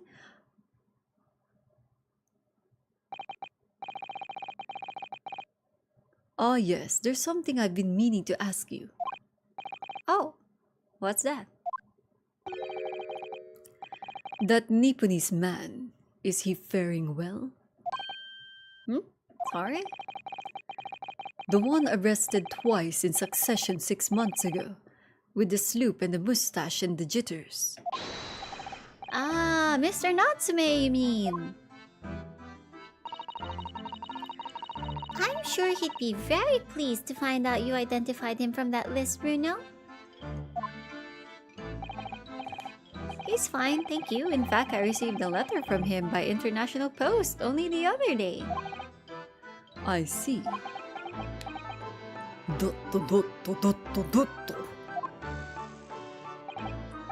Well, I think we can end our discussion there, don't you?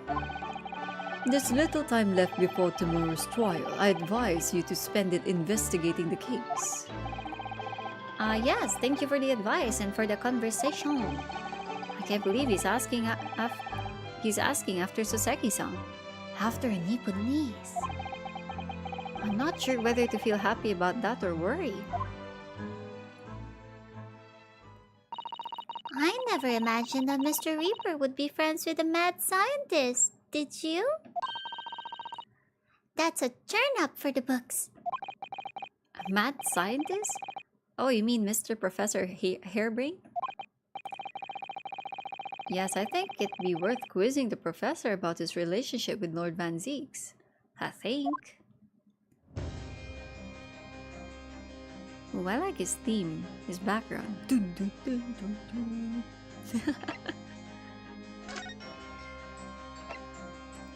Priyon. Mr. Professor, sir.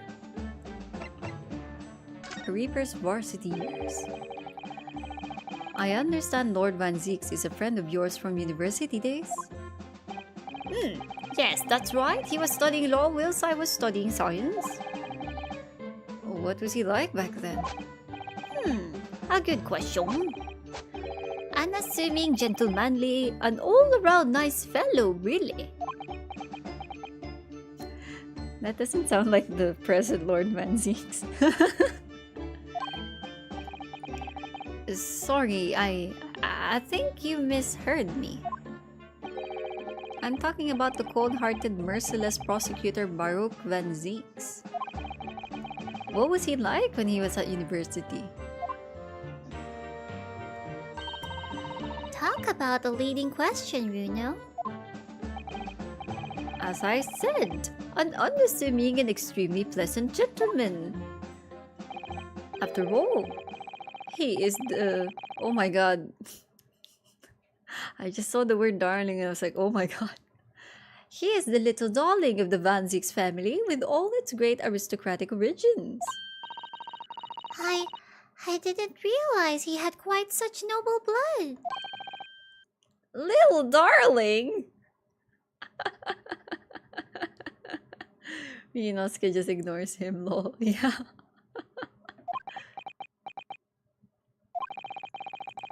It was a bit of a shock when I came back to Britain and learned what he'd become. The Reaper of the Bailey, no less. Yes, that's right. I did hear, though, that there was a very big event in his life that completely changed him. Changed him, not a joke. Changed him after graduation. Really? What sort of event? Ah!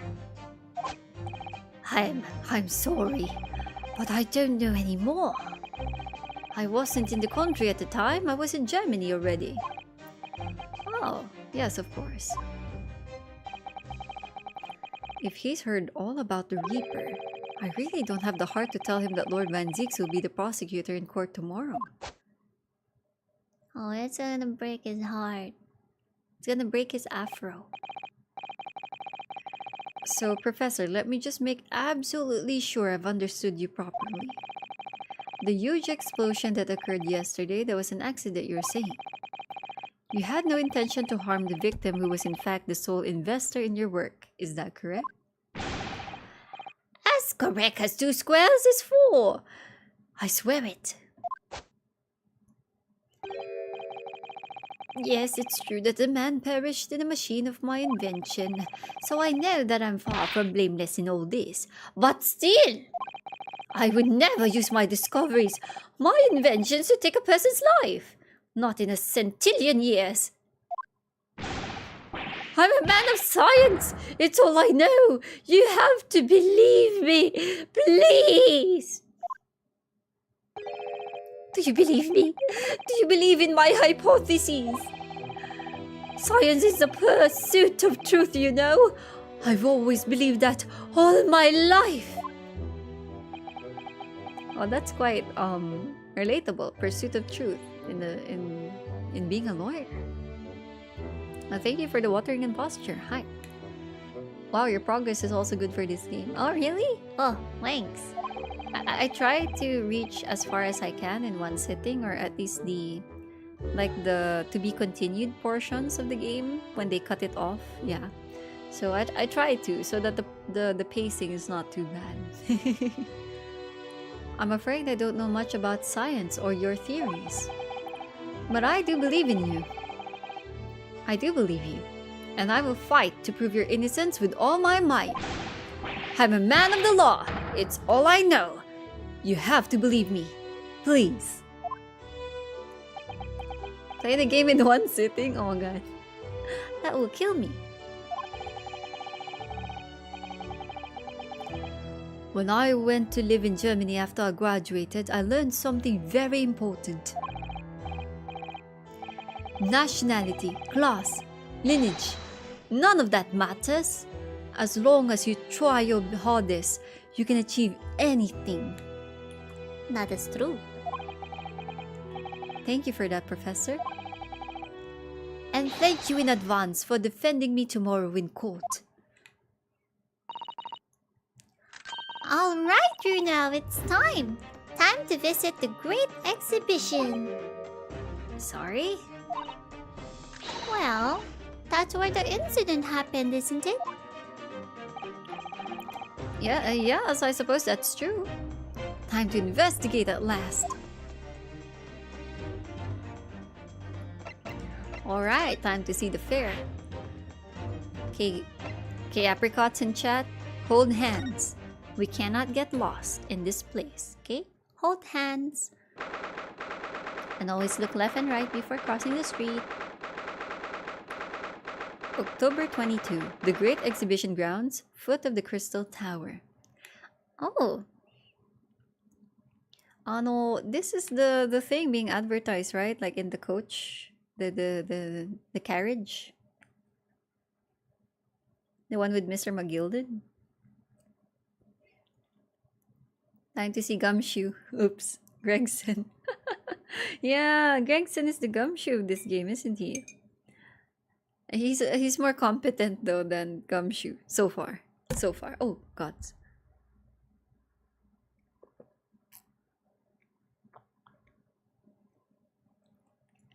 Yeah, so yeah, they're quite different because I mean Gumshoe is also competent to his own capacity, but I mean like as a detective or cop, I would say Gregson's more, capable.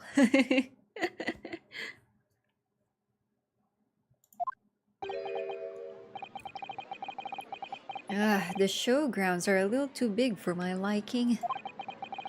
We've been walking around in dense crowds for 2 hours now, and I've felt myself swooning 3 times.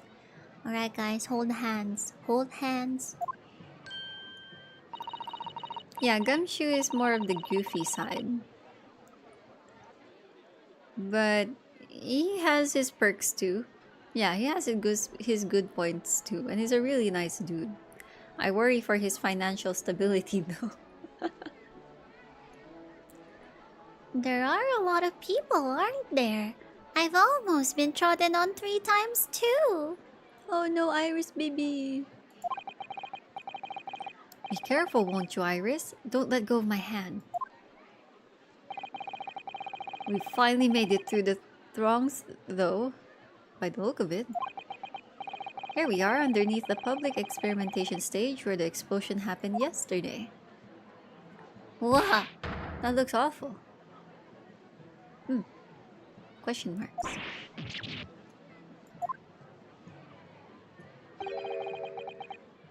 What's that? I can hear voices from up on the stage. Sounds like an argument. who are they? Jeannie! I missed you! I loved her design. Is this updated? Kind of, right? She's cute! Cuter. Right, I've had it with you this time. I'm warning you. I'll arrest you in a minute. Oh yeah? Go on then, Spectre. Give it a shot. You ain't got no evidence and you know it. Wait. I know those voices. You've got a cheeky little mouth on you, young lady. But a night in the cell will teach you some manners. Just try it, I dare you. If you want that bag of chips rammed down your throat. Violent as ever. Yoo-hoo! Grexy, what are you doing up there? Dot. It's okay, Utrin.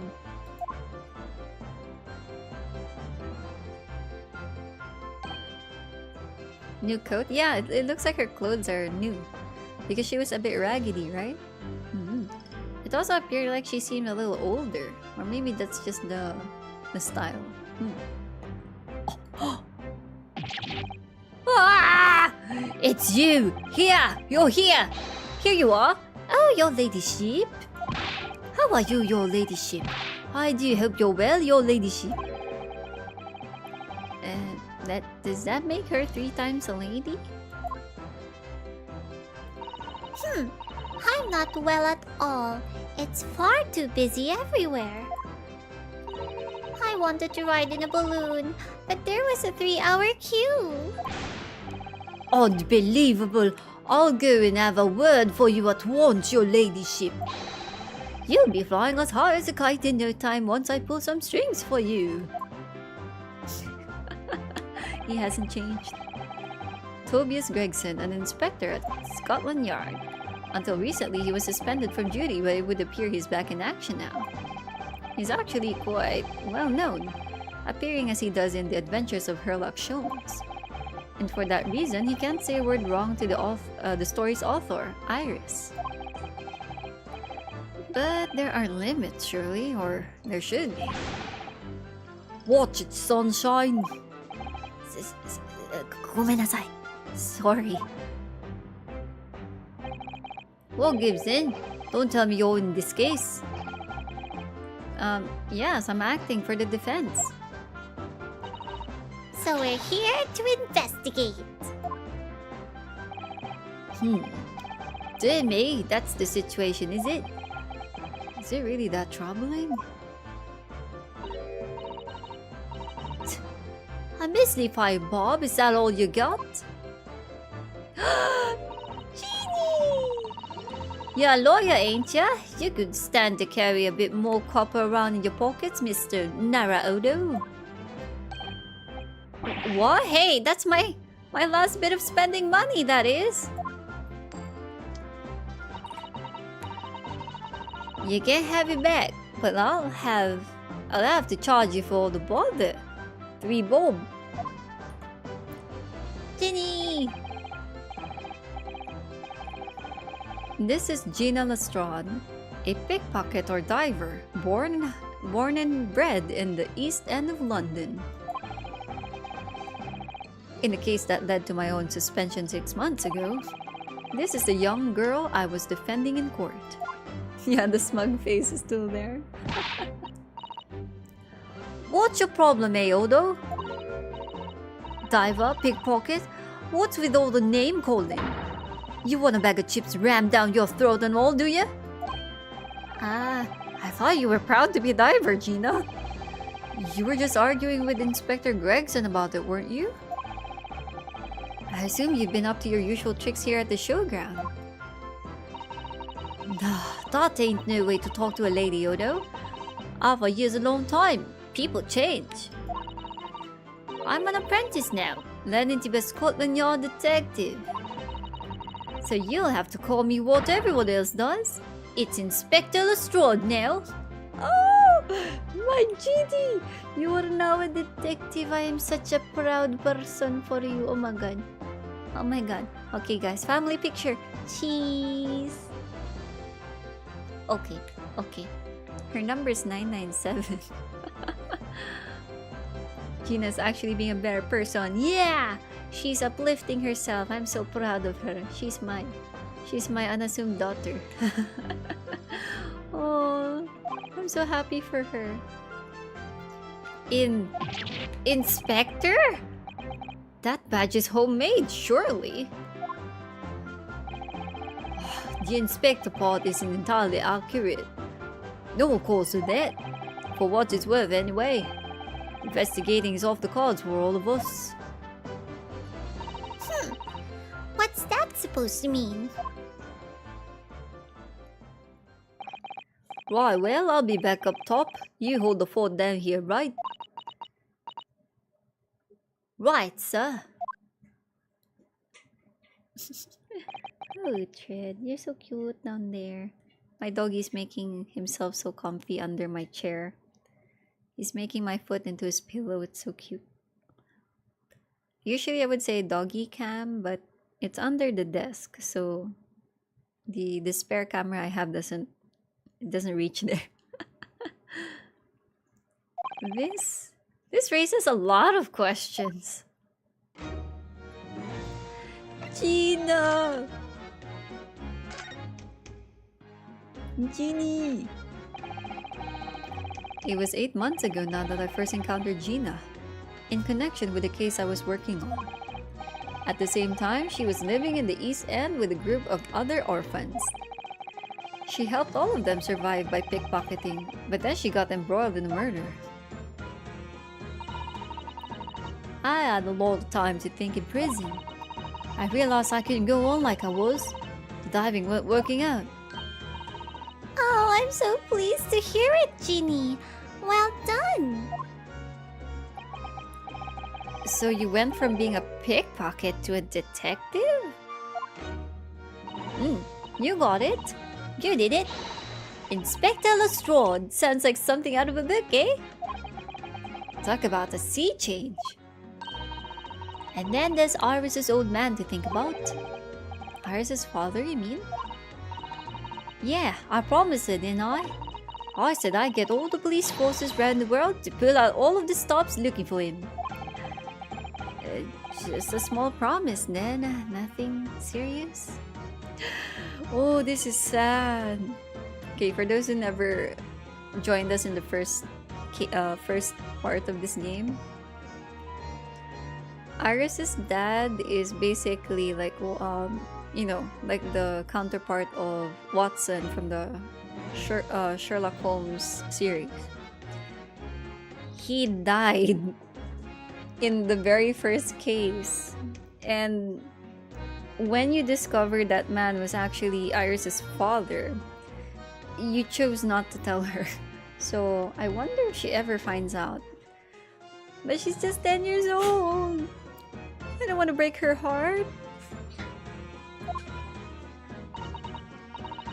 Oh, Ginny, you're so sweet.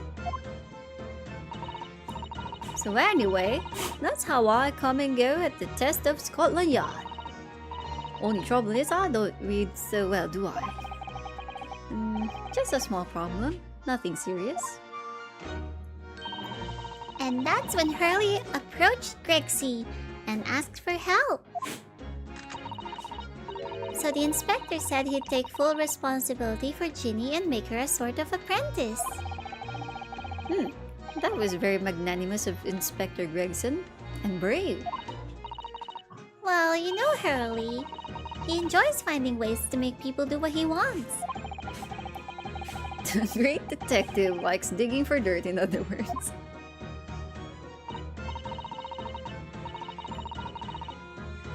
Oh wait, really? It's an actual detective in the Sherlock Holmes series or books? I mean, I mentioned it before, I haven't really read like the books before. So, yeah. I mean, like mostly from popular media where they, reference the story or what you call this? Summaries. I never was able to read the whole thing before. Somewhat like a Gregson in this game. Yeah. So now we have two Gregsies. Sorry, I'm so sleepy while watching. No problem. Daijoubu desu. No problem at all. If you'd like to go to sleep, no problem. Go ahead. I mean, some people, they just listen to my streams because they just want to hear me talk. A little weird at times, so I'm like, okay, no problem. Yeah, they're not a little girl though, obviously in the actual books. Ah, I see. I see. Someone mixed your water with love pill? Oh no. 気をつけてお願いしますね、西宮さん。 Who knows what might happen there, nah?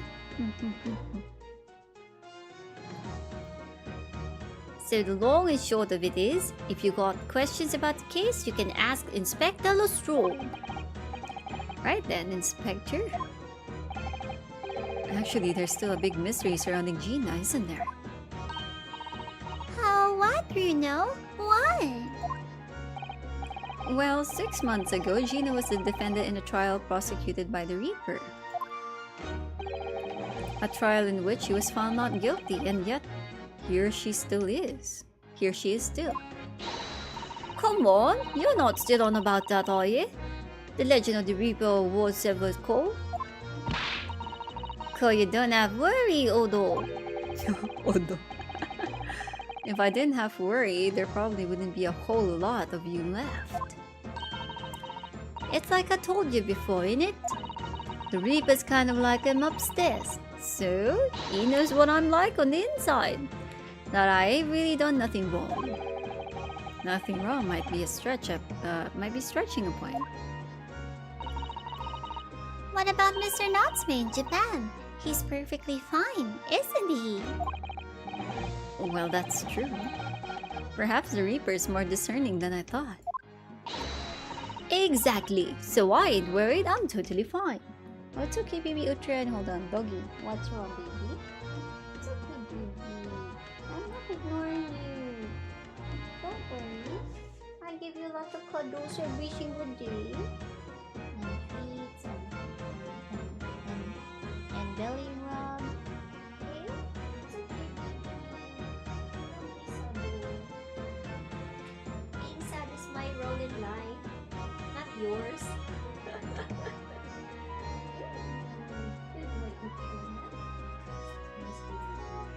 Okay? Alright. You suspect Onessa for mixing your drinking water. There's no proof. She's innocent till proven guilty. You hear me? Exactly, so I ain't worried. I'm totally fine. I'm fine, you hear?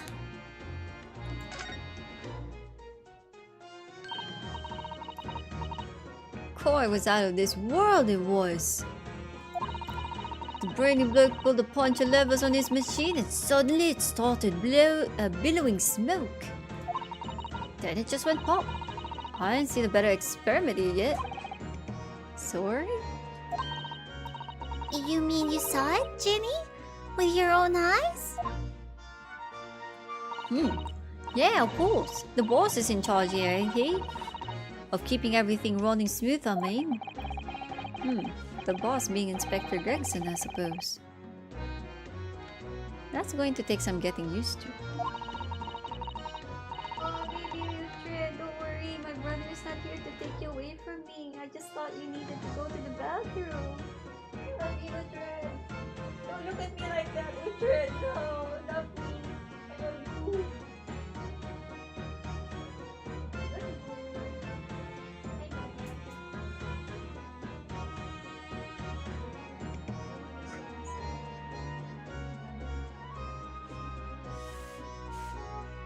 Okay, where am I? So all I have to say is that I'm on duty and I can do whatever I want to.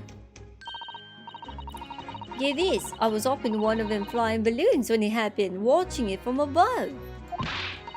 No, you're so lucky, Ginny. Maybe I should join Scotland Yard too. Yeah, do it. You know how to put the boss in his place already, right, Iris? You'd have no trouble at all. No, I do not torture Uhtred. What are you talking about? Oh, baby. He's just jealous of you guys. Whenever it's stream time, he's so jealous of you guys. He's like, stop the stream. I don't want you to be with them, be with me. So cute at the same time. Let me do what I want. It's okay, Uhtred. Yeah. Yes, baby. Go with brother. Then it's settled. Where do I start? No, you can't join Scotland Yard, Iris. We'll see. Anyway, Aw, cutie baby. What I don't understand is this. If the machine exploded so spectacularly, how can Professor Bunnybrain still be claiming that his experiment was a success? Oh, baby, you choked on your water. Come here.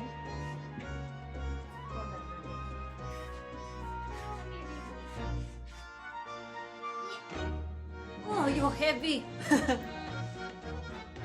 Hold on, guys. Let me... no. Let me just... Oh, baby, stop. I can't... You're so... Oh, don't lick my coffee. That's not meant for doggy. Huh? Yabe kore. Right now, Uhtred's on my lap. Yeah. No, baby, not the coffee. Coffee, not doggy. Okay?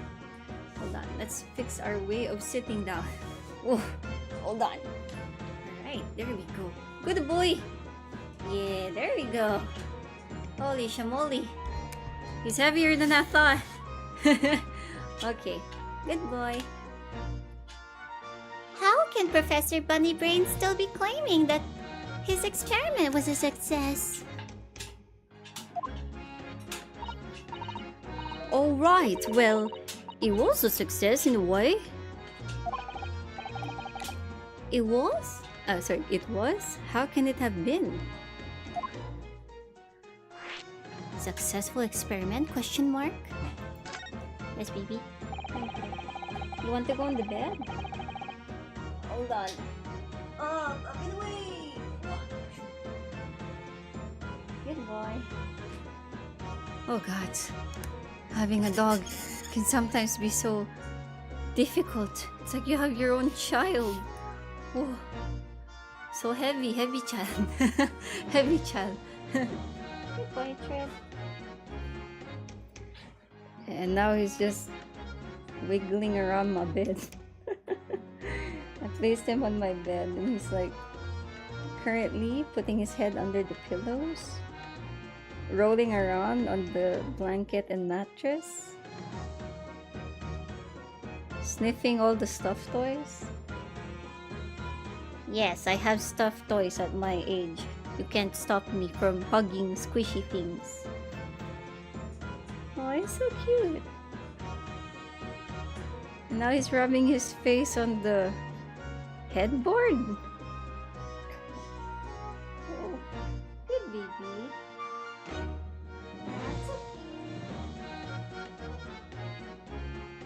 And now he's sitting like a statue with a smile.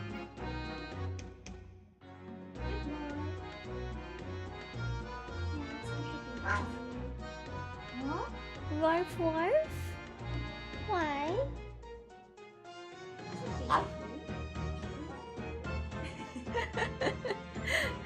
when he yawns, it sounds like it sounds like a howl. So cute. Baby.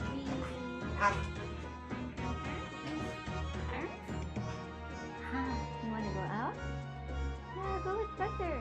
Brother will take you outside, ne? Okay? I'll play with you after stream.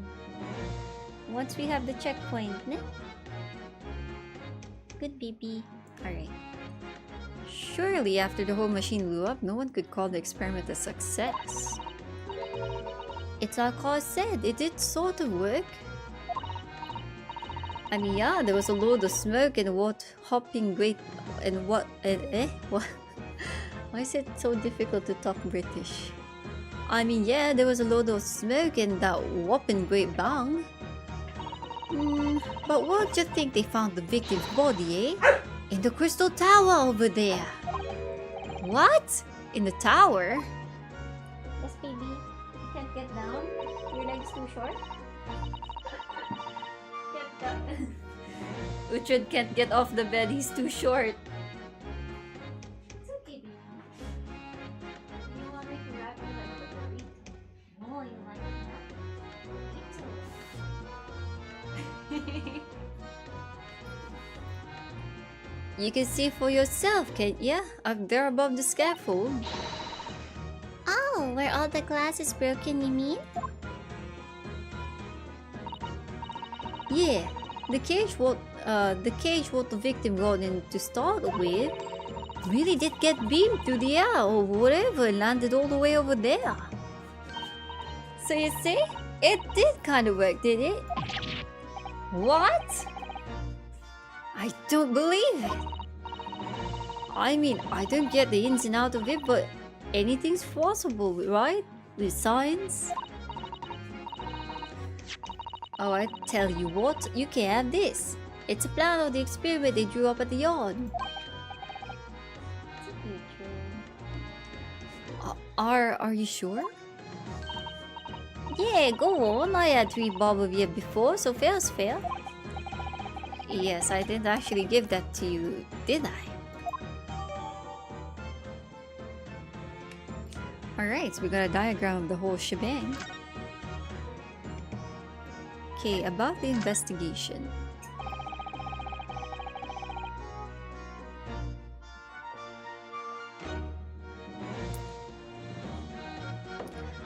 Something Inspector Gregson said before seemed a little strange. For what it's worth anyway, investigating is off the cards for all of us. Yes, naughty old Craigsy ran off after that without explaining himself.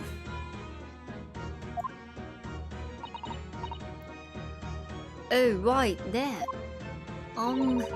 The boss said no one's allowed to investigate that weird machine what blew up yesterday. Well, that's not fair. We're representing the defendant.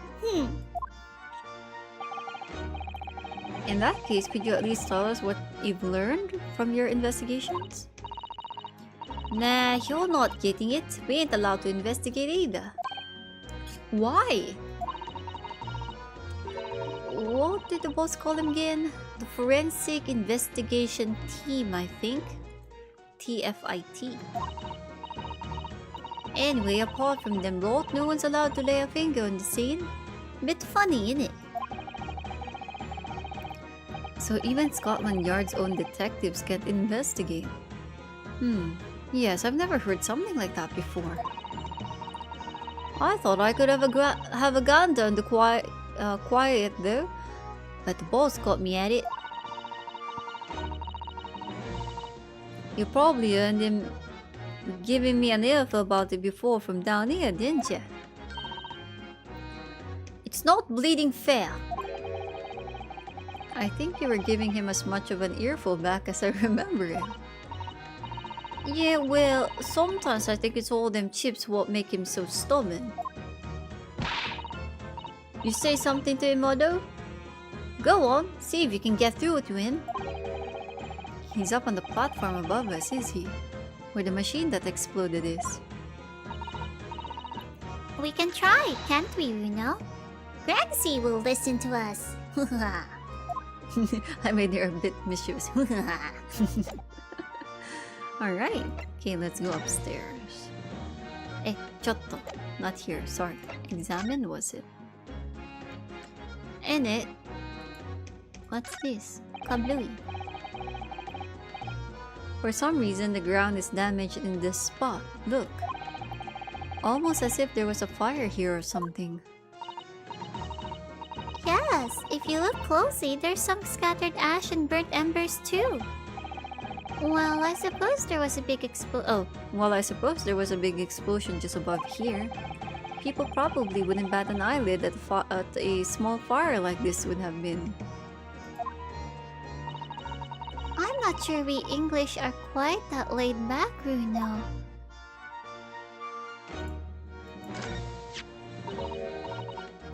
Oh look! What's this?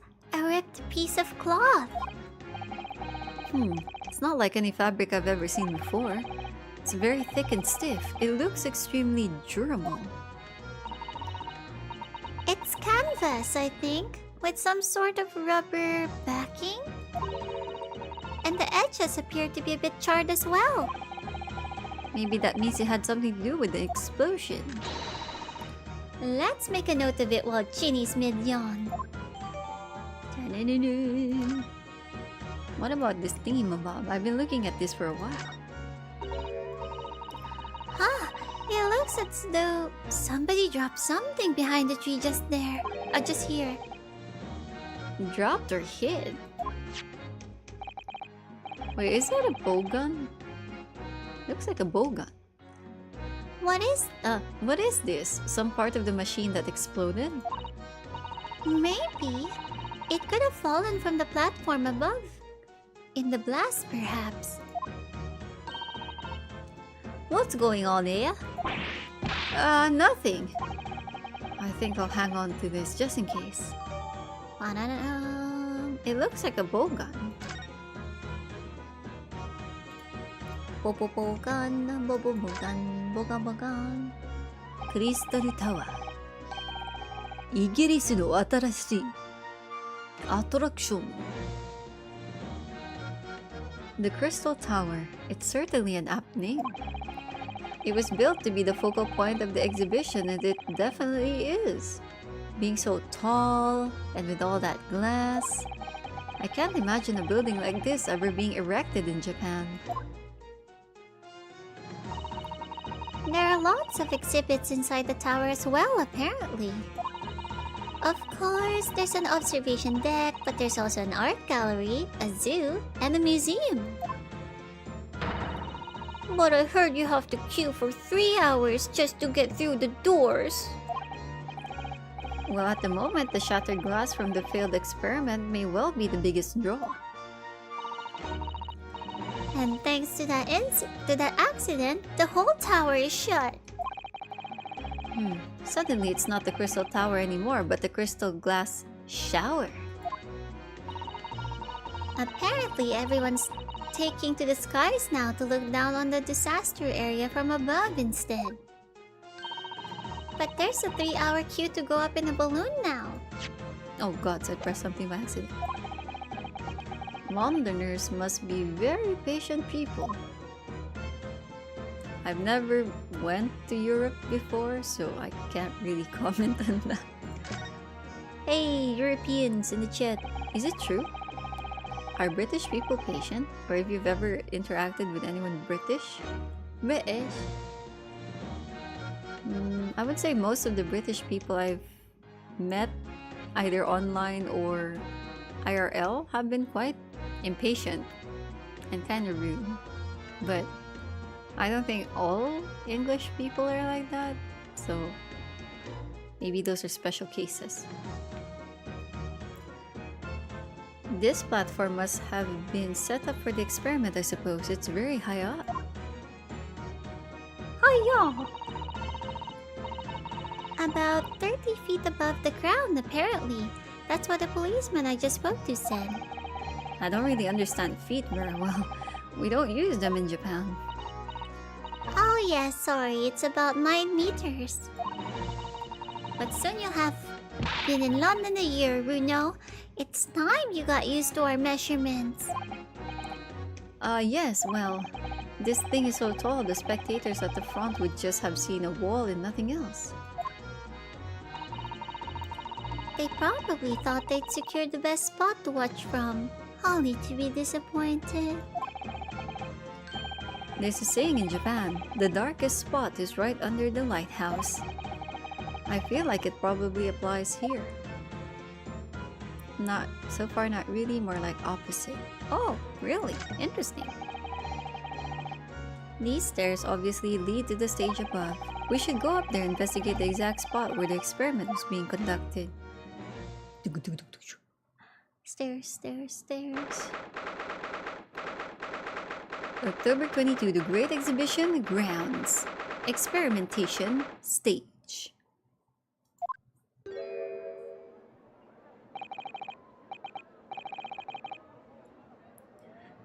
William and Turner. So that's it, is it? The machine that blew up. Oh, it must have been a magnificent explosion. And I've seen my fair share. You've seen like this before, you mean?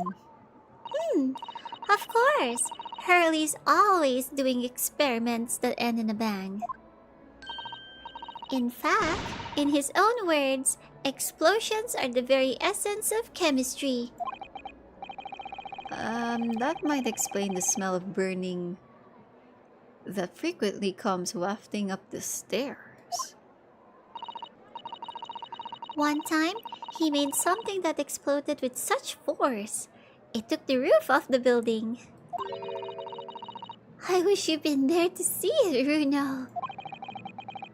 It's hard to get too excited about that, given that I now live in the roof. Well, anyway, that's enough about that. It's time to investigate.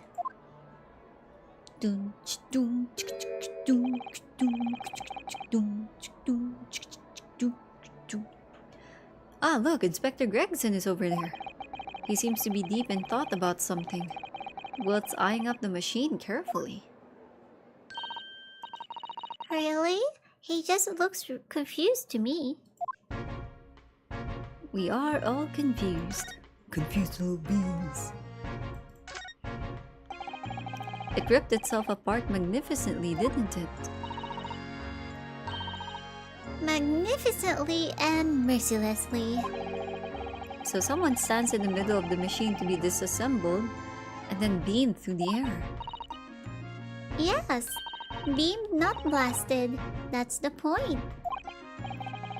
Yes, that part's crucial, really.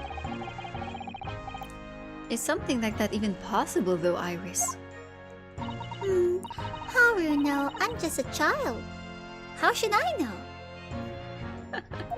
I'm just a child, how should I know? Boy. A child when it suits you, you mean? From what I can tell, I think you were to pull this. Stop! Don't touch that!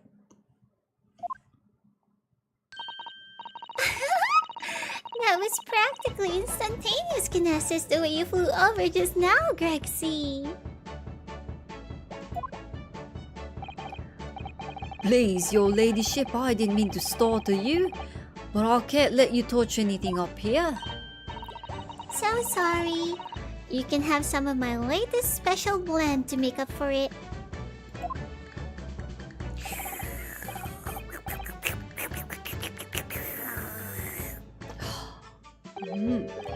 How wonderful! This stuff really is wonderful. It's just like old times, is it? Yes, like old times.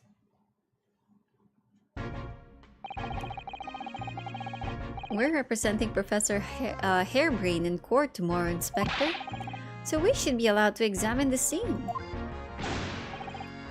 Ha! Listen, sunshine, even I'm not allowed to touch anything up here. It's that blasted Special Dispensation for Scientific Equipment Act to blame. It's driving me potty. Oh yes, that special dispensation. The professor mentioned that too. More red tape's all we need. I don't know what the government think it's playing at some times. But we're allowed to just look, aren't we? Eh? Huh? Surely that's alright, isn't it, Grexy? This is the face of a man who needs to make a life decision on the spot. Course, your ladyship. Anything you say, your ladyship. But please don't get your dainty hands dirty, will you? Don't worry. We wouldn't dream of touching anything, would we, Runo? She really knows how to get what she wants. Fine.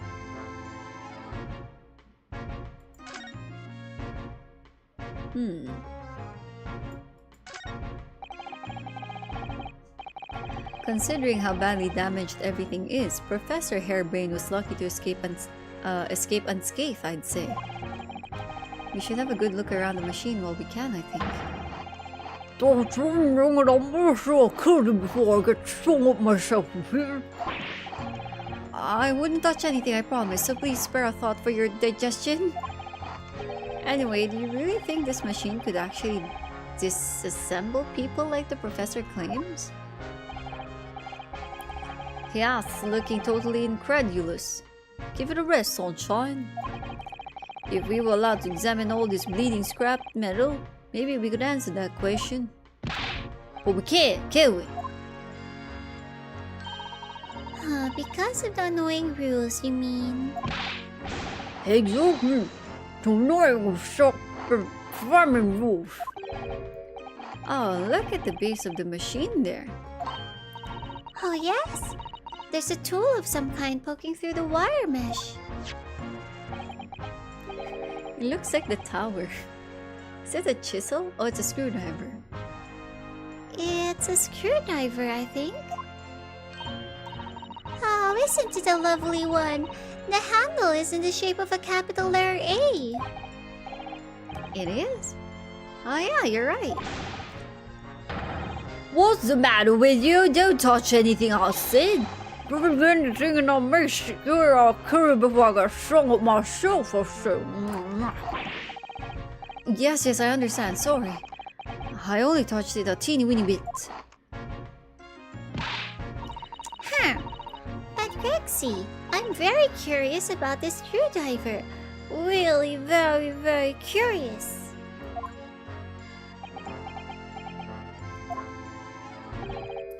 Course, your ladyship. You're so clever, your ladyship. Fancy sporting like something like this. But I'm afraid I can't let you have it. Bruno found it first. I assure you, I'll investigate it thoroughly.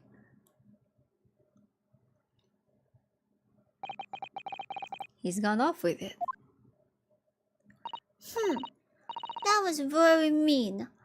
I'm afraid Inspector Gregson is going to make a very clumsy and embarrassing mistake in next month's installment now. Poor Gregsy. Her revenge knows no bounds. What's this? The levers, I think. There are all sorts of strange buildings here in the Great Exhibition Grounds, aren't there? I seem to remember something similar being exhibited in Japan one time. Oh, in your country, Bruno? I do wish I could go and see it. I'd present a particularly steely samurai with a present of one of Hurley's stories I'd written especially. And see if I couldn't get Hurley into a jam against some Bartitsu. Wait, what? Bartitsu Master Ninja. Hey? What the hell does Bartitsu mean? Huh? And is she talking about Steel Samurai? I believe Steel Samurai had like a rival also. I think he was called Jamming Samurai, something like that. In the Ace Attorney games, it's like their version of superhero show. So there's something called Steel Samurai. And Phoenix Wright and Miles Edgeworth are such big fans of it. Yeah, so it's like, I think there was even a female one. I can't remember the name of the female one, but yeah.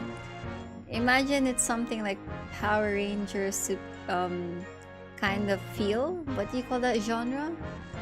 You know, like Kamen Riders by forgot what you call it. Sentai, was it? I can't remember. But yeah, it's like a action superhero anime within the Ace Attorney franchise. Steel Samurai. Brother, what was the rival of Steel Samurai? Jamming Ninja, was it?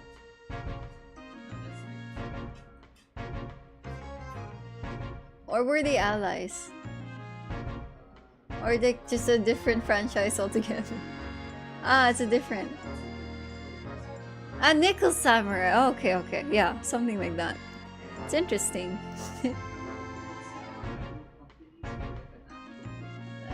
I thought they were actual villain. Rival thingy. Ah, no, they're just two different franchises. Oh, okay, never mind. Hi. And see if I couldn't get Hurley into a jam again. Against some Bartitsu Master Ninja. You might not find as many of those sort of people around as you think.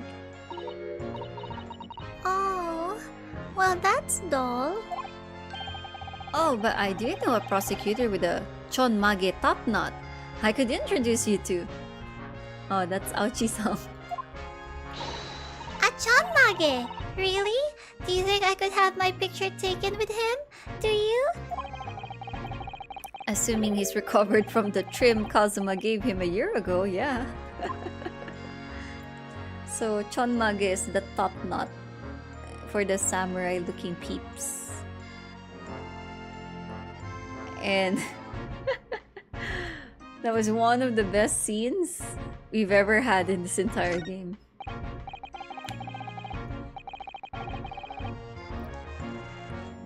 Nickel Samurai. Nickel Samurai was like a entirely different franchise. So they had Steel Samurai, and then there was another company that was making Nickel Samurai in the Ace Attorney universe. Yeah.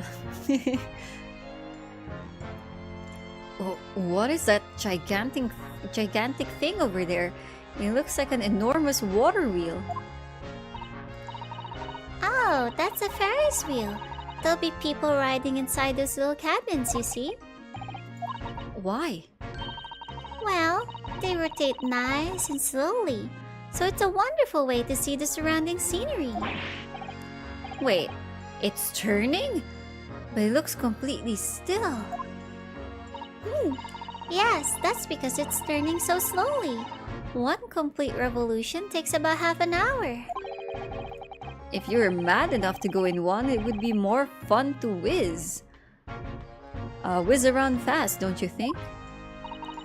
I feel as though you might have just invented a new sort of ride there, Bruno. Roller coaster. I've only rode a Ferris wheel, like a real Ferris wheel once. I was with friends.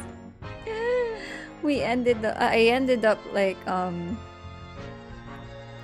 hugging one of my friends because I was so scared. It was taller than I thought. I do have a bit of acrophobia, the fear of heights. So it depends on my surroundings and how high it is. So it was like it was really high, and it was near a bayside area. So it's like, it's so freaking high. But when it reached the upper part of the Ferris wheel, though, it was really beautiful, the scenery. I would want to go again, but I need somebody to hug or something. Like, I'm too scared to go alone. For roller coasters, I would be scared at first if it's the first time I rode that specific ride.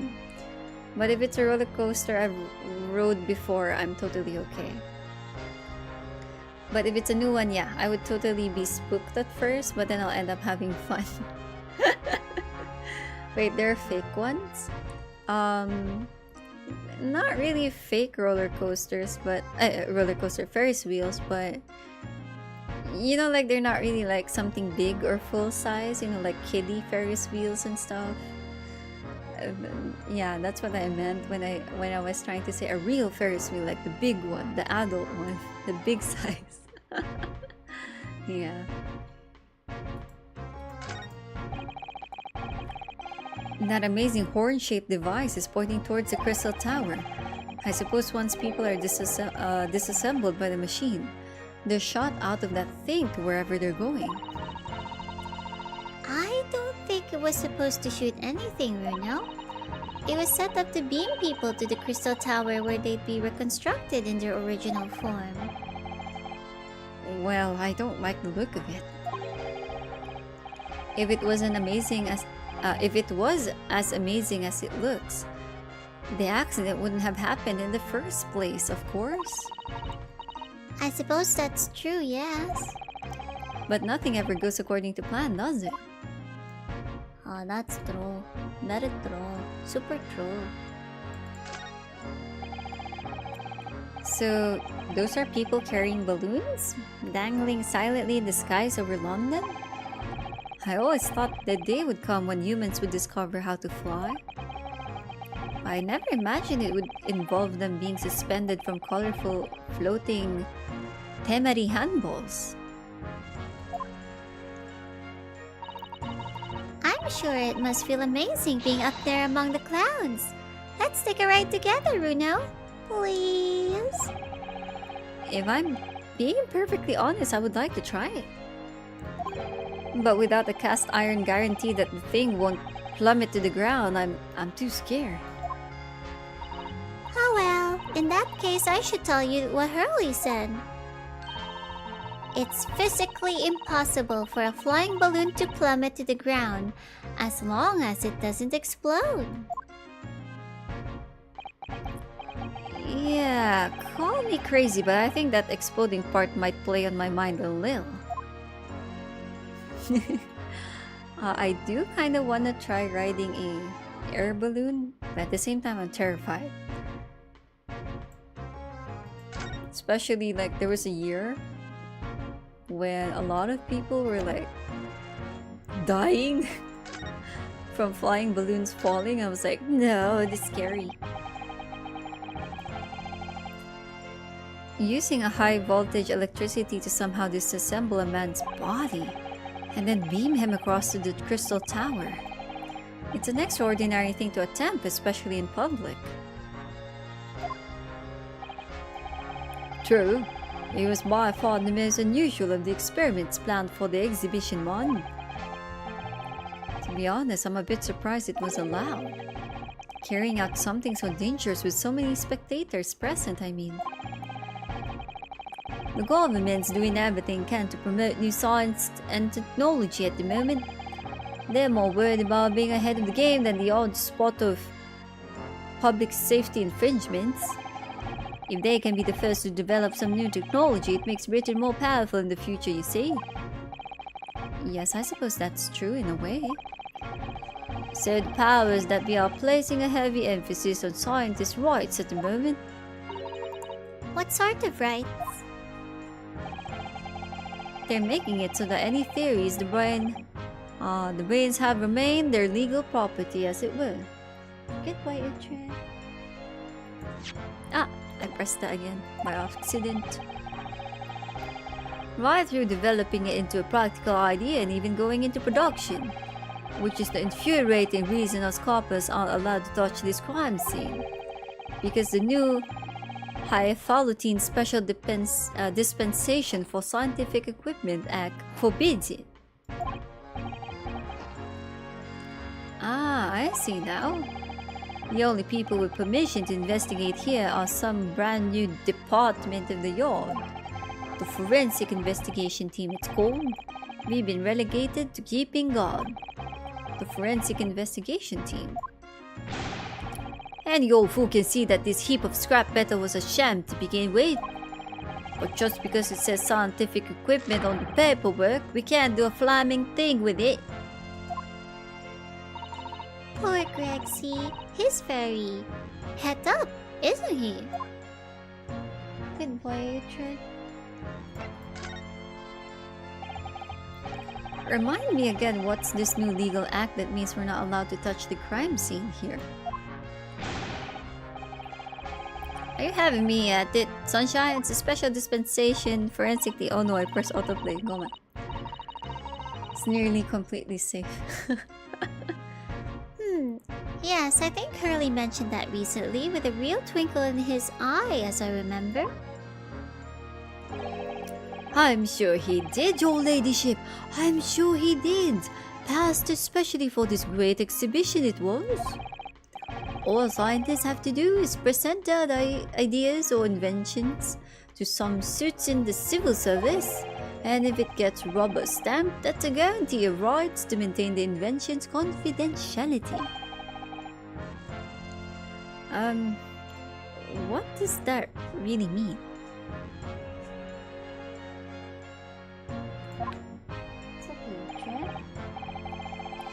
Think about it. Think of all the world-changing new inventions on display every day at this exhibition. Although a good half of them are a load of cobblers, if you ask me. put forward by shamans like yourself. Thanks for that.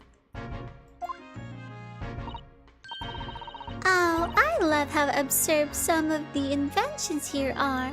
It's all so fun. It might be fun to you, but a member of the force has to be present at every single demonstration. Can you imagine it? Hang science, that's what I see.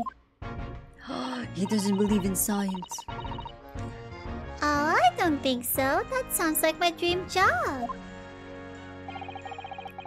You'd soon think otherwise after spending a day guarding all these shamans' bogus contraptions. But if they're all bogus, how can anyone hope to demonstrate them? There'd be no point. Yeah, well, there's a point, sadly. Oh wait, what? Yeah, well, there is a point, sadly. Okay, it's correct. Sorry. Thanks to another of our government's bright ideas, if any theory or invention is deemed to show potential, the government hands out a research grant. The scientist gets funding? Exactly, and that's what they're all after. All these shamans coming from far and wide to clog up Hyde Park. And who has to keep them all safe, eh? Who has to smile politely and welcome them? Us coppers, that's who! So you can see why I say it now, can't ya? Hang science, hang it! Oh, maybe I can see your point.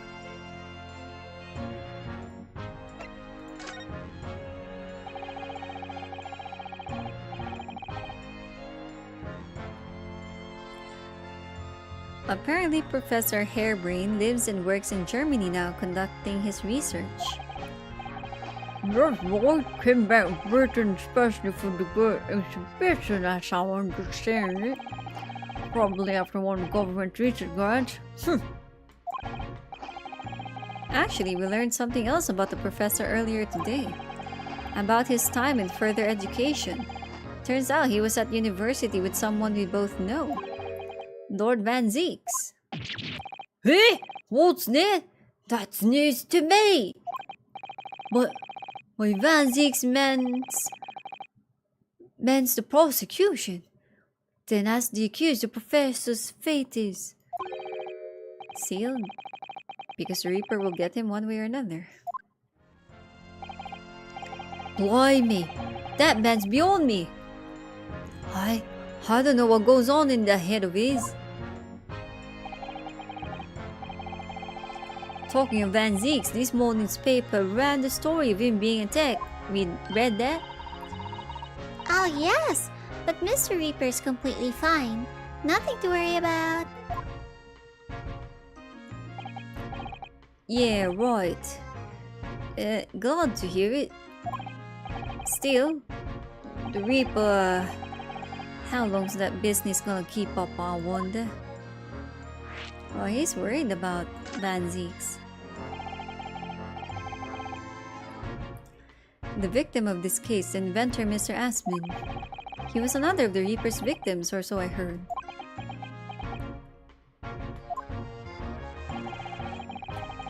Lord Baruch Van Zeeks is a top-class prosecutor, but even he can't always push the right verdict through. Sometimes justice can't wait. Yes, I've heard about jurors being bribed and evidence being falsified. And that's how the notion of the Reaper of the Bailey came about, isn't it? Obviously, Scotland Yard suspected Van Zeeks initially. We all assumed he was taking matters into his own hands, if he failed to seal the deal in court. Although the man himself denies that charge. Well, we've done a very thorough investigation, and the conclusion we reached is that Lord Van Zeeks is in no way related to the deaths of those people outside the courtroom. There's no question in my mind. I'd stake my reputation on it, I would. But if that's true, then how do you explain it? All those defendants couldn't have just coincidentally died if nobody killed them. I know that, but I can't explain it. It's a mystery after all, isn't it? That's the whole point of the Reaper. Professor Hairbrain mentioned something else. He said that at university, Lord Van Six was a totally different person. Easygoing and kind. You what? He said that it was after they both graduated that something happened to change the man. Do you have any idea what it was? No clue. Oh, thank you for the posture and watering.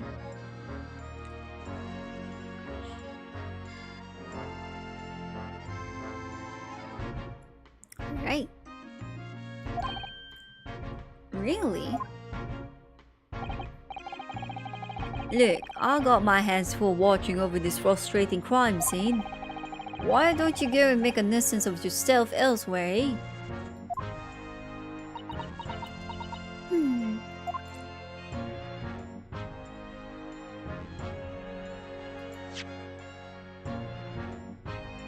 I wonder if we can probably... Ooh! Let's look at it. Oh! This really looks like a bowgun if you ask me. One that's powered by a crank. Which is weird.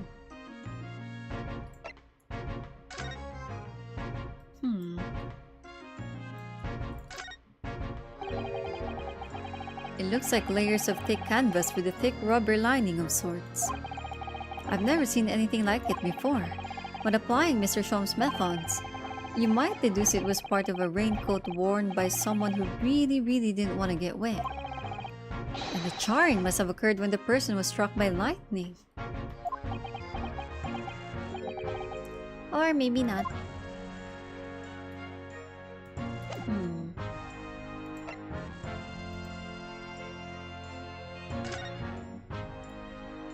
Okay, so Crystal Tower, Balloon, the theme about.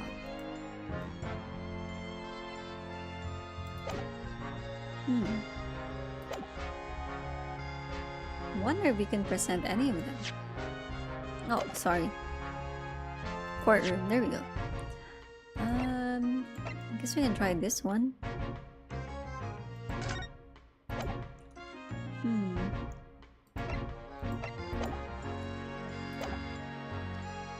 Eto present. Let's try this one.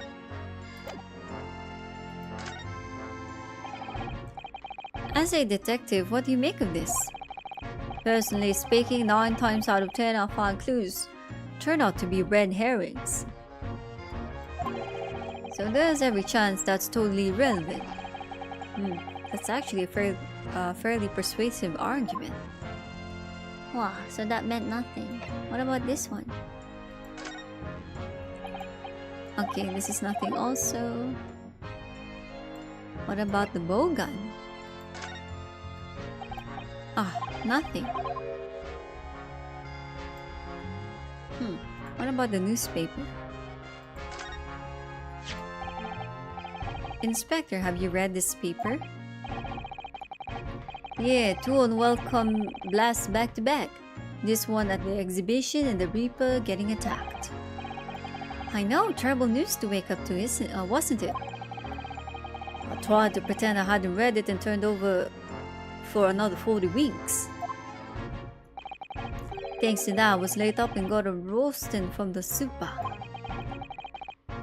Some mornings are like that, aren't they?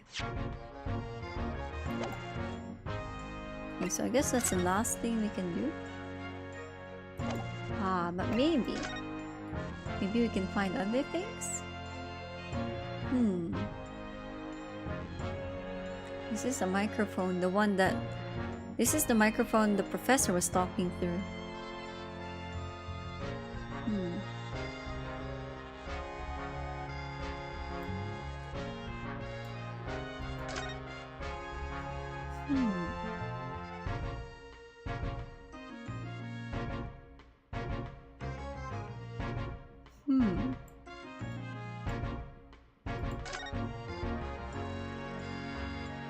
Nani kore?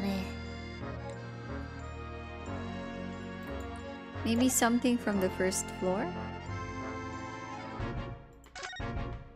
But is there a way to go to the first floor?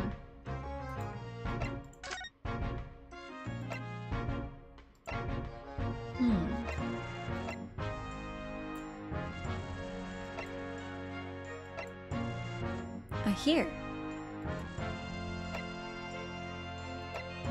Oh wait, no, that's where we are. No. Okay. That means I'm not seeing something then. 何これ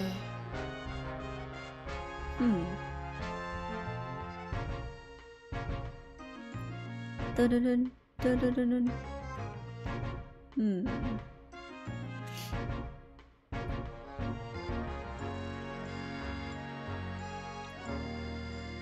I practically pressed everything, I think.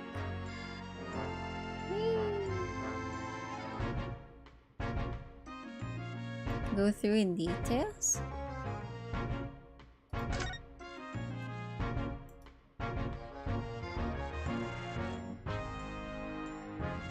Oh, one of the tanks fell down. So sad. Nani kore?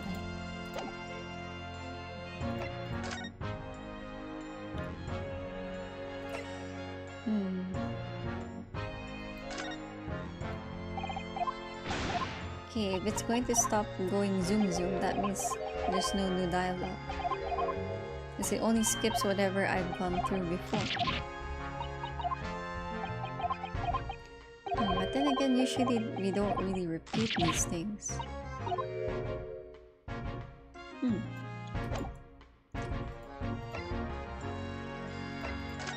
We presented everything, but none of them work.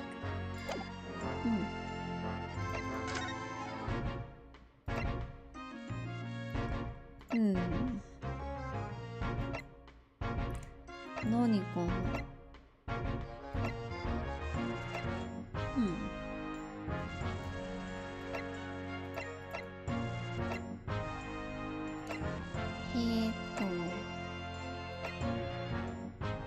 So it's really experimentation stage here. Nani kore? How could this be? There really was nothing interesting on the gun? I think so. Oh no. I guess we can try it again. It's okay, baby, tread. Yes, baby, tread. Oh, there we go.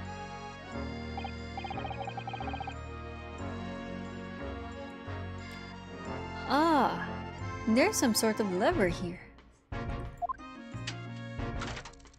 There we go. It's a bow gun. Assassination tool.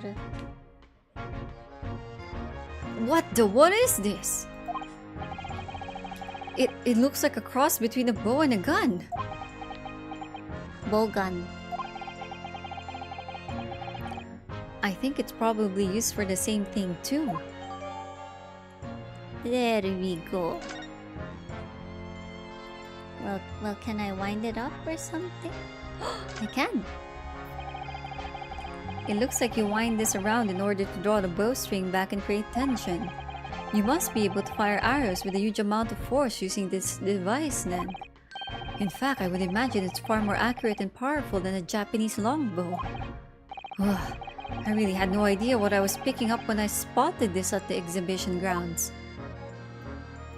Wow, assassination!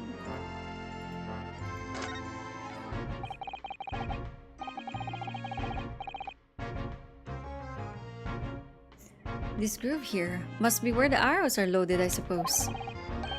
So I was right. It's a sort of bow with an automatic firing mechanism. This would be perfect for someone like me who catches his ear with the bowstring 2 times out of 3. In fact, if I'd had one of these, maybe I could have beaten Kazuma in Kyudo archery training. Lol. Yabe. Yabe kore. For those who don't know what Kyudo is, that's the Japanese archery, basically. Oh, maybe now we can present it to Greg C.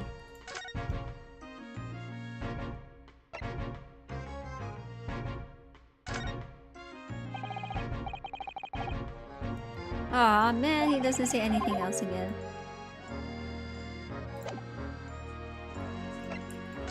maybe we're done?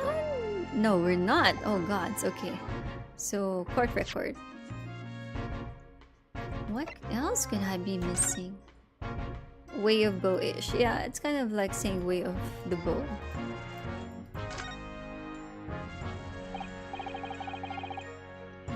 Okay, so let's press that again. Now it would be really cool if we can also have like a storage for the arrows, as if it's like the quiver in a way. Okay, we already got that part.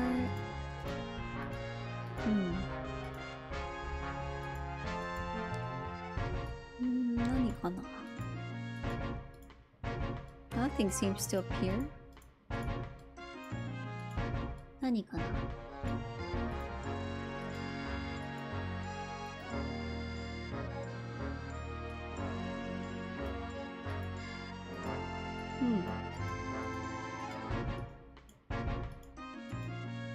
Maybe this is not what I need to look at.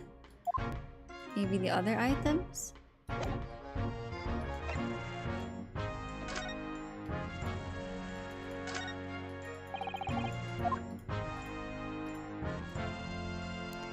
Well, they just commented on the... They commented on the backing. Basically, it's whether it's easier to wear them separate. Ah, so this. Oh, maybe I'm supposed to present a person instead. Let's try. No, not the thing. Oh, darn it.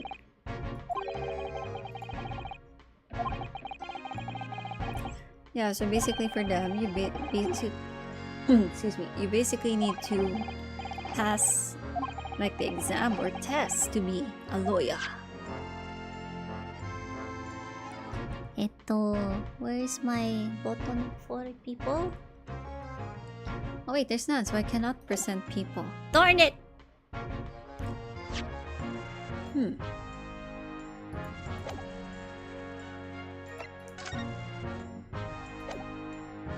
Wait, I haven't tried presenting the book, or did I?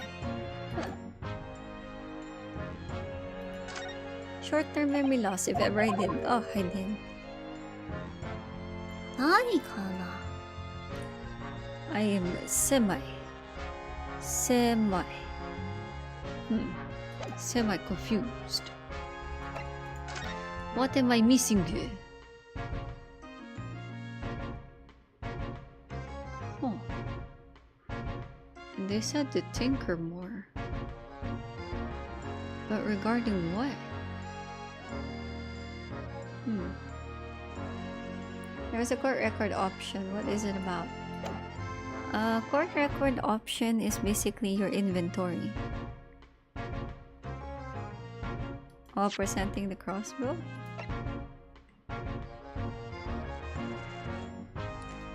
Yeah, so I could look at the people from just looking at my inventory normally. But I couldn't... Oh, Gina's 18 now. I think she was 16 or 17. Masked man. But yeah, we cannot... When I press present for Gregsy, it doesn't come out. So I'm not presenting a person.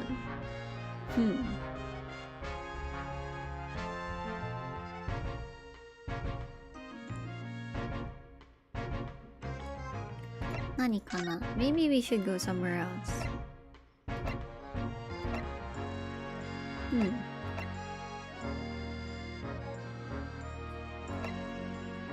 Nani? Tasukete minasan.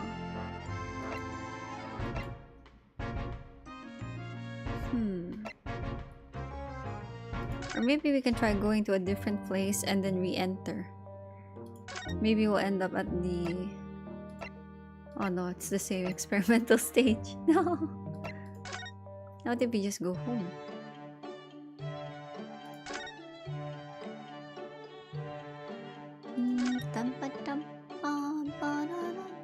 Hey look, there's a skull like the one I have.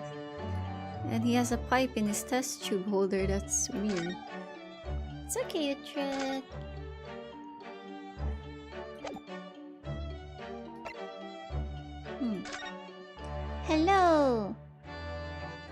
Wow, that's a very long nickname, or no, not nickname, name. Hello. Can I just call you Zucchini? Hi. Everyone's alright. Hi, if you want to be called something else, let me know. I just make up random nicknames out of nowhere. Hi. So yeah, we're all good. A little stuck. Not really sure what I'm missing. Wow, look at Van Zeke standing there.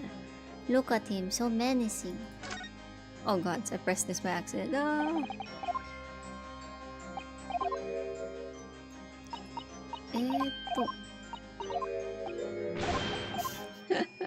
It's funny when you're just fast forwarding and the reactions still play.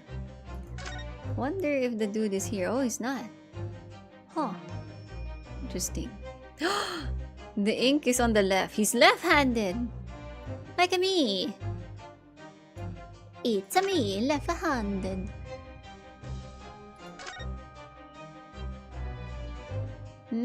Sometimes you wonder, Nani? Wonder about what? About life? Life is a wonder in itself. There we go. Now we're back at the beginning. Okay. I just did not know how to go back to the bottom. Okay, let's try presenting stuff to Gina.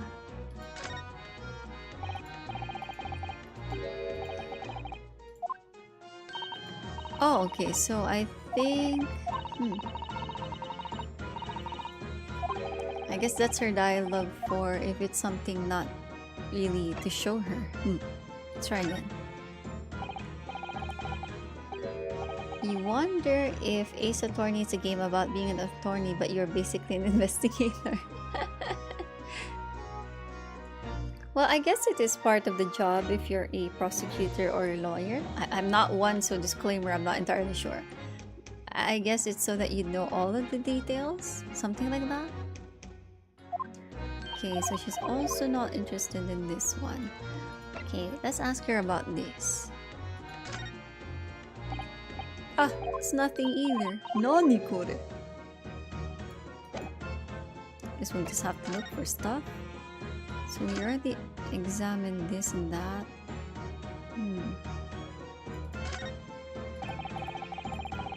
I've been meaning to ask you for a while, but what are those funny round blobs floating in the sky? Oh, they're the flying balloons I've been talking about. I want to go up in one so much. I've read about situations like this in a magazine about strange phenomena.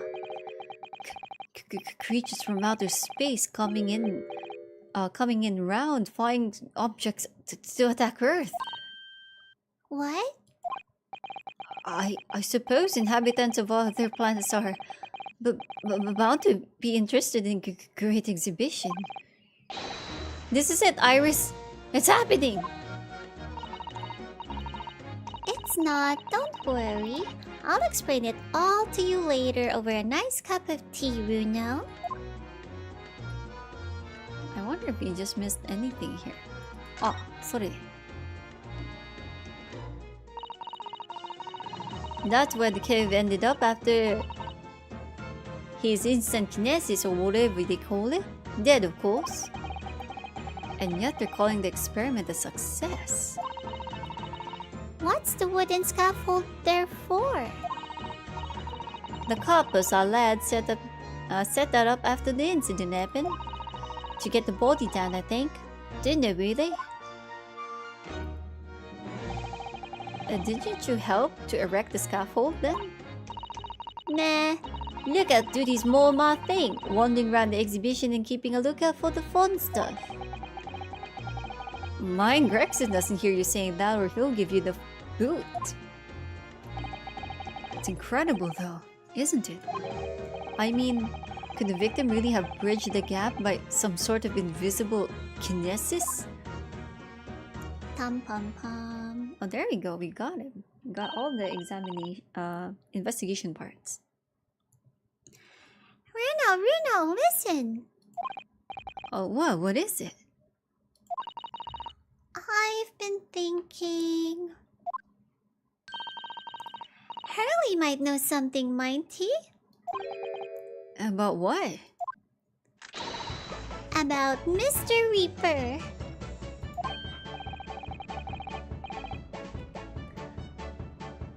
About what happened to Lord Van Zeeks, you mean? Because it sounds like something very significant occurred after he graduated from university. It's okay, my little dog. My little dog's like, Why you still stream? Yo, hug me. Almost done, I think. usually the investigators give them the details and attorneys have to present it in court. I guess they were either overskilled or understaffed. Probably. I mean, I've also heard of like prosecutors and lawyers who also do their own little investigating or digging. I think so. Probably just to make sure that things are right. Something that completely changed his life. Maybe, but I have no idea where to find Mr. Sholmes at the moment. He's in the middle of some big case, isn't he? Here! This is what you need. What's this? Some kind of entrance ticket? Madame Tuspels. Or is that Tuspels? Is this supposed to mean something to me? You don't know it? It's the most popular attraction in London at the moment. It's very close to Baker Street, actually. We could go now if you like. No, we don't have time for visiting attractions today. We have a big trial tomorrow. But that's where Hurley is. Oh wait, she's not sad. But that's where Hurley is. What? At this popular London attraction? Wow, Richard, why are you pulling my blanket? I know it's soft, but it's not yours. Yes. How is it that you know where he is? Hurley told me, but he told me to keep it a secret from you, Runo. Madame Tuspels? I don't see how it could be related to the case we're investigating here. But then, stranger things have happened, and when they happen, Mr. Sholmes is usually at the heart of them. Alright, okay. So, a new location. Okay. So, Madame Tuspels is a museum of interesting waxwork exhibits not far from Baker Street. It's become a very popular London attraction in recent years. So it's like a wax museum. Wait, isn't there like a real wax museum? The one famous for really realistic celebrity? Wax figures? I forgot the name of that place. But maybe it's a pun or resembles that wax museum. Right? There is. I used to see it on TV a lot. Like on a featurette or so. Well, my voice is giving up as well as it is getting quite late for me. Like it's almost 1:30 a.m. So I think this is a good part to cut it off. At least we've been through so much, I think, in my opinion. A lot of things happened. We have Van Zeeks getting attacked, having a new apprentice who seems to be Japanese. Which is like weird because it seems like he's not really fond of Japanese people, and it's also weird if he doesn't realize it's a Japanese person. By Peach Nectarine. I'm not a peach nectarine, omae! I'm an apricot! Madame Tussauds is the original. Ah, so it is a reference to that. Yeah. Then we have some experiment gone wrong. I don't really have pity so much for the guy who died since like seems to be a bad person. Right. Okay. So if you enjoyed your time here or you'd like to give me some support, feel free to like this stream / VOD if you're watching it as VOD. If you are not subscribed, please subscribe to me. And Just move your little finger a little bit more, and you get the notification bell ring-a-ding-a-ding. I do have the propensity to stream out of nowhere if I'm suddenly free, so who knows? Maybe I might have a stream that's not originally planned. Alright. Anzu was like, damn, you got killed anyways. Yeah! I'm like, you got killed, but you were a horrible person, so it's fine. Ahaha. Evil people need to die. Lol. Alright. So, Anzu. If you know our outro, say it with me. If you don't, feel free to listen so you can say it with us together next time. Hi. You ready? And as always, Katong. I'll see you in the next package delivery. Bye-bye. Oyasumi nasai. Please be good apricots or you end up like the skull on my shoulder. Yes. And I'll have to ship your soul into hell because Satanas will be waiting. Yeah. Alright. Bye-bye. Why am I turning into a chicken? Bye-bye. Pika. Cheer! Pika. Bo. Pika. Boo. Chicken zoo. I think that would be cute. Chicken zoo. You have a free ticket to hell. Yes. I have a all eternity pass to go in and out of hell because I deliver packages there too. I have one also for the heavens. And that one dimension between the heavens and the mortal realm. Yeah. I can go anywhere. Sometimes I have to go to different timelines and dimensions too, which is kind of weird at times though. Alright. Bye-bye. Good night. Sweet dreams. Or not. Nightmares are dreams too. Bye-bye. Pushong.